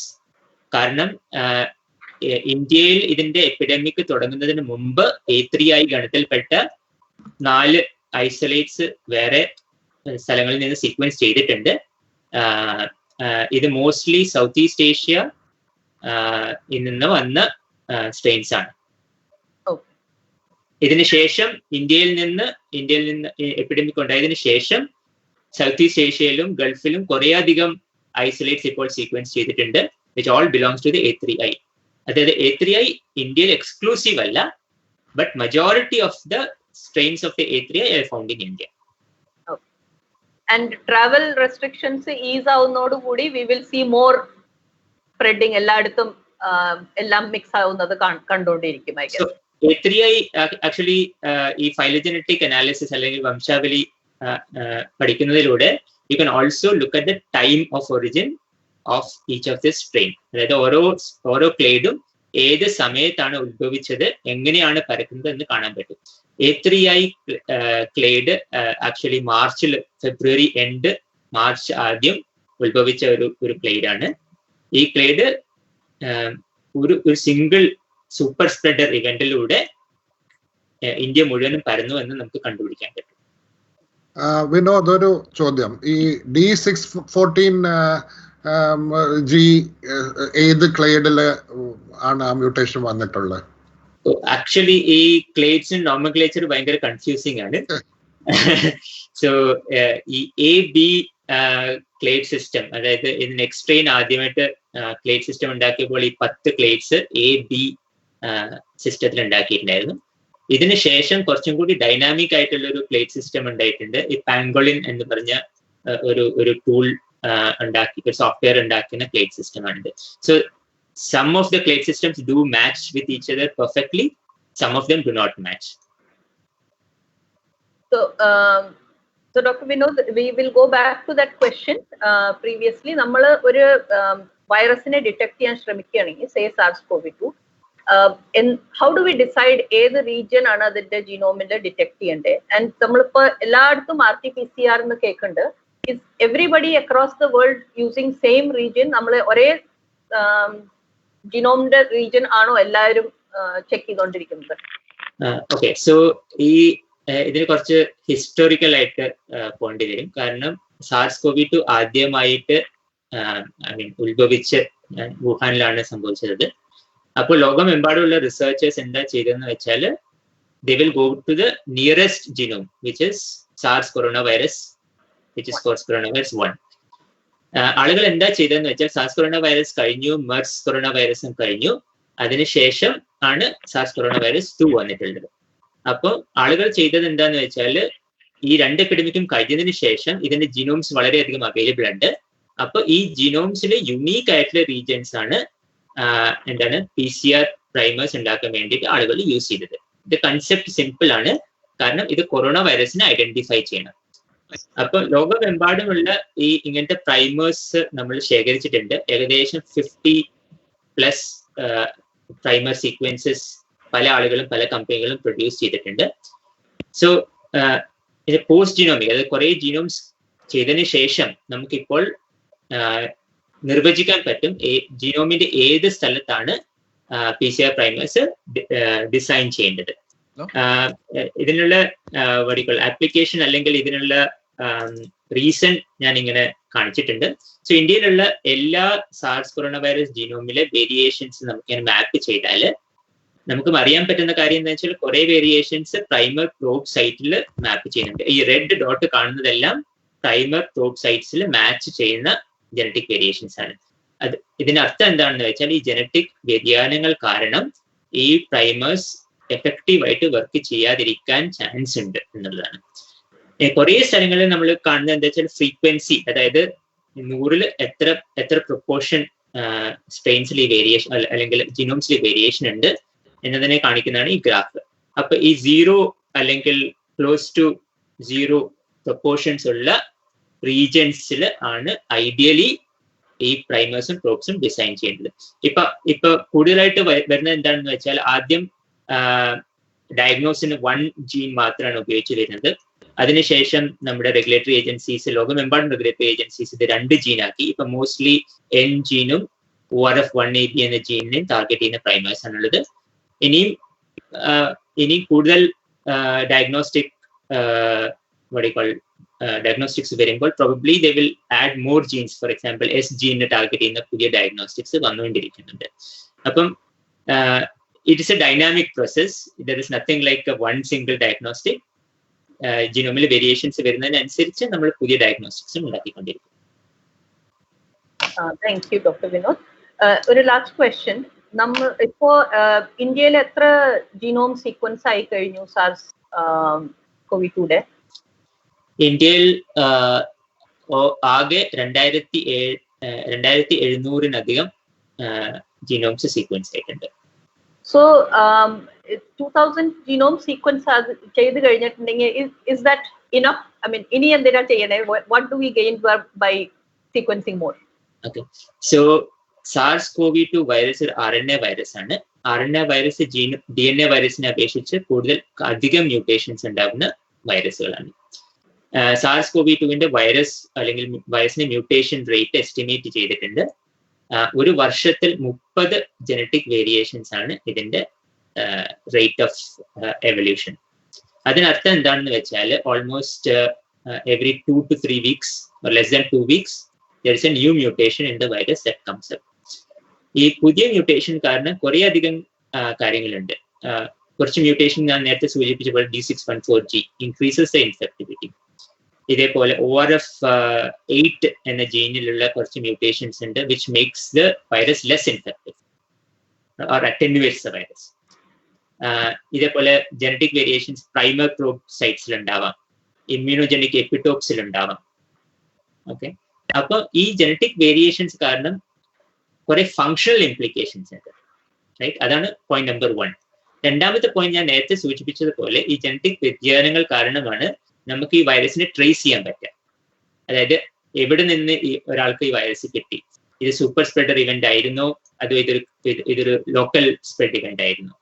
അപ്പൊ ഈ genetic വ്യതിയാനങ്ങൾ ഉപയോഗിച്ചിട്ട് നമ്മൾ what we can do is to do molecular tracing. അതായത് ഒരാളുടെ വൈറസിന് കിട്ടിയാൽ നമുക്കറിയാൻ പറ്റും ഈ വൈറസ് എവിടെ നിന്നാണ് വന്നത്, എപ്പോഴാണ് ഇന്ത്യയിൽ വന്നത്, എങ്ങനെയാണ് ഇത് ഇവോൾവ് ചെയ്ത് ഇയാൾ വരെ എത്തിയത്. അപ്പൊ ഇതിന് നമ്മൾ മോളിക്കുലർ എപ്പിഡമോളജി അല്ലെങ്കിൽ ജനറ്റിക് എപ്പിഡമോളജി എന്ന് പറയും. ഇതും കൂടി നമുക്ക് ചെയ്യാൻ പറ്റും. ആൻഡ് പോളിസീസ് ഡിസൈഡ് ചെയ്യാൻ വേണ്ടി, ഫോർ എക്സാമ്പിൾ നമ്മൾ എയർ ട്രാവൽ റെസ്ട്രിക്ട് ചെയ്യണോ അതോ മീറ്റിംഗ്സ് റെസ്ട്രിക്ട് ചെയ്യണോ, ഏതാണ് കൂടുതൽ എഫക്റ്റീവ്, റെസ്ട്രിക്ഷന് ശേഷം എങ്ങനെ വൈറസ് സ്പ്രെഡ് ചെയ്യുന്നു, ഇതൊക്കെ നമുക്ക് മനസ്സിലാക്കാൻ പറ്റും. For example hospitals, right, is one place where there's a chance of large number of people getting infected provided one of the healthcare workers infected ആയാലും. അപ്പൊ ഇതിന്റെ ഡൈനാമിക്സ് നമുക്ക് പഠിക്കാൻ പറ്റും. Probably not to control this epidemic, പക്ഷെ future എപ്പിഡമിക്സിന് it becomes much worthwhile. Thank you, Dr. Vinod. Is Dr. Juby John online? Can you hear us? Yes. So the question for you was, നമ്മൾ ഒരു drug develop ചെയ്യുമ്പോൾ അത് വൈറസിനെ കൊല്ലാൻ പറ്റുമോ, വൈറസിനെ destroy ചെയ്യാൻ പറ്റുമോ, അത് റെഡ്യൂസ് ചെയ്യാൻ പറ്റുമോ എന്നുള്ളത്, what kind of experiments do we do to test this? Okay. So for every virus it has a life cycle. Okay, so and in this life cycle many enzymes are involved. So I will ഞാൻ ഒരു example വെച്ചിട്ട് ഇതിനെ state ചെയ്യാം. So നിസ്റ്റിൽ ഞങ്ങൾ 2 drug molecules ആണ് ഇപ്പോൾ focus ചെയ്യുന്നത്, EIDD 2801 and ഗാലിഡസ്ഫിയർ. ഇത് രണ്ടും വൈറസിലുള്ള RNA ഡിപ്പെൻഡന്റ് RNA പോളിമറൈസ് എന്ന എൻസൈമിനെയാണ് ഇൻഹിബിറ്റ് ചെയ്യുന്നത്. സോ ഈ എക്സ്പെരിമെന്റിൽ നമ്മൾ എന്ത് ചെയ്യുമെന്ന് ചോദിച്ചു കഴിഞ്ഞാൽ, സോ ദിസ് എൻസൈം, ഈ എൻസൈം ഒരു RNA സ്ട്രാൻഡ് ആണ് ഉണ്ടാക്കേണ്ടത്. It should make an RNA. So what we will do is, ഈ ന്യൂക്ലിയോടൈഡ്സിനെ, ഈ RNA ഉണ്ടാക്കാനുള്ള ന്യൂക്ലിയോടൈഡ്സിനെ എല്ലാം ഈ എക്സ്പെരിമെന്റൽ സെറ്റപ്പിൽ എടുക്കും. We will take the RNA dependent RNA polymerase also of the virus. Then we will do a blank. We will see how much of the RNA is produced from the blank. Okay. And then in the second experiment, what we will do is we will add the inhibitor, നമ്മുടെ drug molecule, ഈ first setup mimic ചെയ്ത് അതിനകത്തോട്ട് add ചെയ്യും. So the nucleotides എല്ലാം തന്നെ radioactively labeled ആയിരിക്കും. It will be radioactive. So at the end of the time, prescribed time, എന്ത് ചെയ്യുമെന്ന് ചോദിച്ചു കഴിഞ്ഞാൽ, we will wash off all the nucleotides, unreacted nucleotides, and what we will get is നമുക്ക് RNA strand ഉണ്ടായതാണ് കിട്ടുന്നത്. So എത്രമാത്രം ഈ എൻസൈമിന്റെ ആക്ടിവിറ്റിയെ നമ്മുടെ ഇൻഹിബിറ്ററിന് സ്റ്റോപ്പ് ചെയ്യാൻ കഴിഞ്ഞു എന്നുള്ളത് ഈ RNA-യുടെ എമൗണ്ടിനെ ക്വാണ്ടിഫൈ ചെയ്യുമ്പോൾ നമുക്ക് മനസ്സിലാവും, between the blank and the experiment with the inhibitor. So ഒരു മോളിക്യൂള് ഈ എൻസൈമിനെ ഇൻഹിബിറ്റ് ചെയ്യുന്നു എന്ന് കണ്ടു കഴിഞ്ഞാൽ, next thing is we will directly try and test it on A virus. അടുത്ത സ്റ്റേജ് ആണ് വൈറസിനെ നേരിട്ട് നമ്മൾ പിന്നീട് ടെസ്റ്റ് ചെയ്യും. വൈറസിന്റെ ആക്ടിവിറ്റിയെ അല്ലെ വൈറസിനെ കില്ല് ചെയ്യാൻ ഇതിന് കഴിവുണ്ടോ എന്നുള്ള കാര്യം നമ്മൾ പിന്നീട് ടെസ്റ്റ് ചെയ്യും. അതാണ് ബേസിക് ആയിട്ട് നമ്മൾ ചെയ്യുന്ന biology. Thank you doctor John. Another question, നമ്മുടെ ട്രഡീഷണൽ നോളജോ ട്രൈബൽ നോളജോ ഇതിന്റെ മെഡിസിനൽ ഹെർബ്സും ഇതൊക്കെ ഉപയോഗിച്ച് നമ്മൾ കോവിഡിന് വേണ്ടി എന്തെങ്കിലും നടന്നുകൊണ്ടിരിക്കുന്നുണ്ടോ, either in your lab or in India? Yes. ഇവിടെ ഇപ്പം ഞങ്ങൾക്ക് വളരെ സ്ട്രോങ് ആയിട്ടുള്ള ഒരു നാച്ചുറൽ പ്രോഡക്റ്റ് ആക്ടിവിറ്റി ഉണ്ട്. അതിനോട് ചേർന്ന് തന്നെ നമ്മൾ പല ഇപ്പം നമ്മുടെ ലാബും government Ayurveda college in Trivandrum, we have a pact, we have a project also. അവിടെ എന്താണെന്ന് ചോദിച്ചു കഴിഞ്ഞാൽ, നോർമലി ഇപ്പോൾ ഉള്ള കഷായങ്ങളും ഫോർമുലേഷൻസും എല്ലാം തന്നെ ഈ ആന്റിവൈറൽ ആക്ടിവിറ്റി ഉണ്ടോ എന്ന് ടെസ്റ്റ് ചെയ്യാനായിട്ടുള്ള ശ്രമങ്ങൾ ആരംഭിച്ചിട്ടുണ്ട്. ഇപ്പോൾ തന്നെ അതിനുള്ള പ്രൊജക്ട് അപ്രൂവ് ആയിട്ടുണ്ട്, ശ്രമങ്ങൾ ആരംഭിച്ചിട്ടുണ്ട്. വാട്ട് വി ബിലീവ് ഇസ്, ഇതിനകത്തുനിന്ന് തന്നെ നമുക്ക് പല സൊല്യൂഷൻസും ലഭിക്കും എന്ന് തന്നെയാണ്. ആസ് സച്ച് ഇതിനെതിരെ ഒന്നും തന്നെ നമ്മുടെ സ്ക്രിപ്ചേഴ്സിലൊന്നും എഴുതിയിട്ടില്ലെങ്കിൽ പോലും there will be a cure from our traditional knowledge and Ayurveda. Many traditional healers, നമ്മുടെ നാട്ടുവൈദ്യന്മാർ പലരും തന്നെ അവകാശപ്പെടുന്നുണ്ട് അവരുടെ പല ഒറ്റമൂലികൾക്കും ഈ കൂട്ടുമരുന്നുകൾക്കും എല്ലാം തന്നെ കൊറോണയെ തുരുത്താനുള്ള കഴിവുണ്ടെന്ന്. But it has to be validated. അതെല്ലാം തന്നെ പരീക്ഷിച്ച് നമ്മൾ ബോധ്യപ്പെടേണ്ടിയിരിക്കുന്നു. Thank you, Dr. John. I think we have addressed a bunch of questions. And we are reaching the end of the time. I would invite Dr. Ajay Ghosh, Director NIST, to make concluding remarks for this webinar. Thank you, Chetana. It was a nice experience for me to listen to the work. Malayalam parayano alle. Sorry. ഒരു എന്താ പറയാ, ഒരു നല്ല അനുഭവമായിരുന്നു. മലയാളത്തില് എന്താ നമ്മൾ CSIR നടത്തുന്ന ഈ COVID-19 പ്രതിരോധത്തിന് വേണ്ടിയുള്ള പ്രയത്നങ്ങളുടെ ഒരു സംക്ഷിപ്ത രൂപം ജനങ്ങളുടെ അറിവിലേക്കായിട്ട് പങ്കുവെക്കാൻ നിങ്ങളെല്ലാവരും മുന്നോട്ട് വന്നതിലും അതുപോലെ തന്നെ ഈ പരിപാടി വേണ്ട വിധം തന്നെ ഓർഗനൈസ് ചെയ്തതിലും ഒക്കെ ഞാൻ അങ്ങേയറ്റം സന്തോഷവാനാണ്. എനിക്ക് ഒരുപാട് കാര്യങ്ങൾ ഇതിൽ നിന്നൊക്കെ മനസ്സിലായി.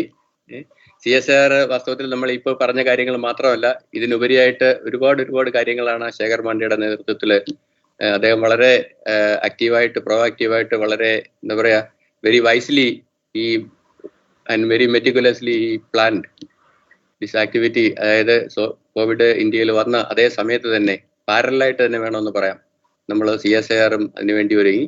പക്ഷേ നമ്മൾ നോക്കുകയാണെങ്കിൽ മൊത്തത്തിൽ നോക്കുകയാണെങ്കിൽ CSIR ഒരു ഭാഗം മാത്രമാണ്. അതുപോലെ തന്നെ ഒരുപാട് ശാസ്ത്ര സ്ഥാപനങ്ങൾ നമുക്ക് മറ്റ് ഡിപ്പാർട്ട്മെന്റുകളിലുണ്ട്. അവരെല്ലാം ഇതുപോലെ തന്നെ അവരുടേതായ രീതിയിൽ ഒരുപാട് പ്രവർത്തനങ്ങളാണ് നടത്തുന്നത്. ഇതെല്ലാം കൊണ്ടാണ് ഇപ്പം ഡോക്ടർ അരവിന്ദൻ പറഞ്ഞതുപോലെ നമുക്ക് ഒരു പരിധിവരെ നമുക്ക് ഇതിനെ പിടിച്ചു കെട്ടാൻ സാധിച്ചു എന്നുള്ളത്, പ്രത്യേകിച്ച് ഇന്ത്യയെ പോലുള്ള ഒരു വലിയ രാജ്യത്ത് ഇത്തരം ഒരു വ്യാധിയെ ഇത്രത്തോളം ഭംഗിയായിട്ട് നമുക്ക് പിടിച്ചു കെട്ടാൻ പറ്റി എന്നുള്ളത് തന്നെ ഒരു വലിയ കാര്യമാണ്. അപ്പൊ അതിന്റെയൊക്കെ ഭാഗമാകാൻ നമുക്ക് കഴിഞ്ഞു. നമ്മൾ പറയാറുണ്ട് every crisis is an opportunity.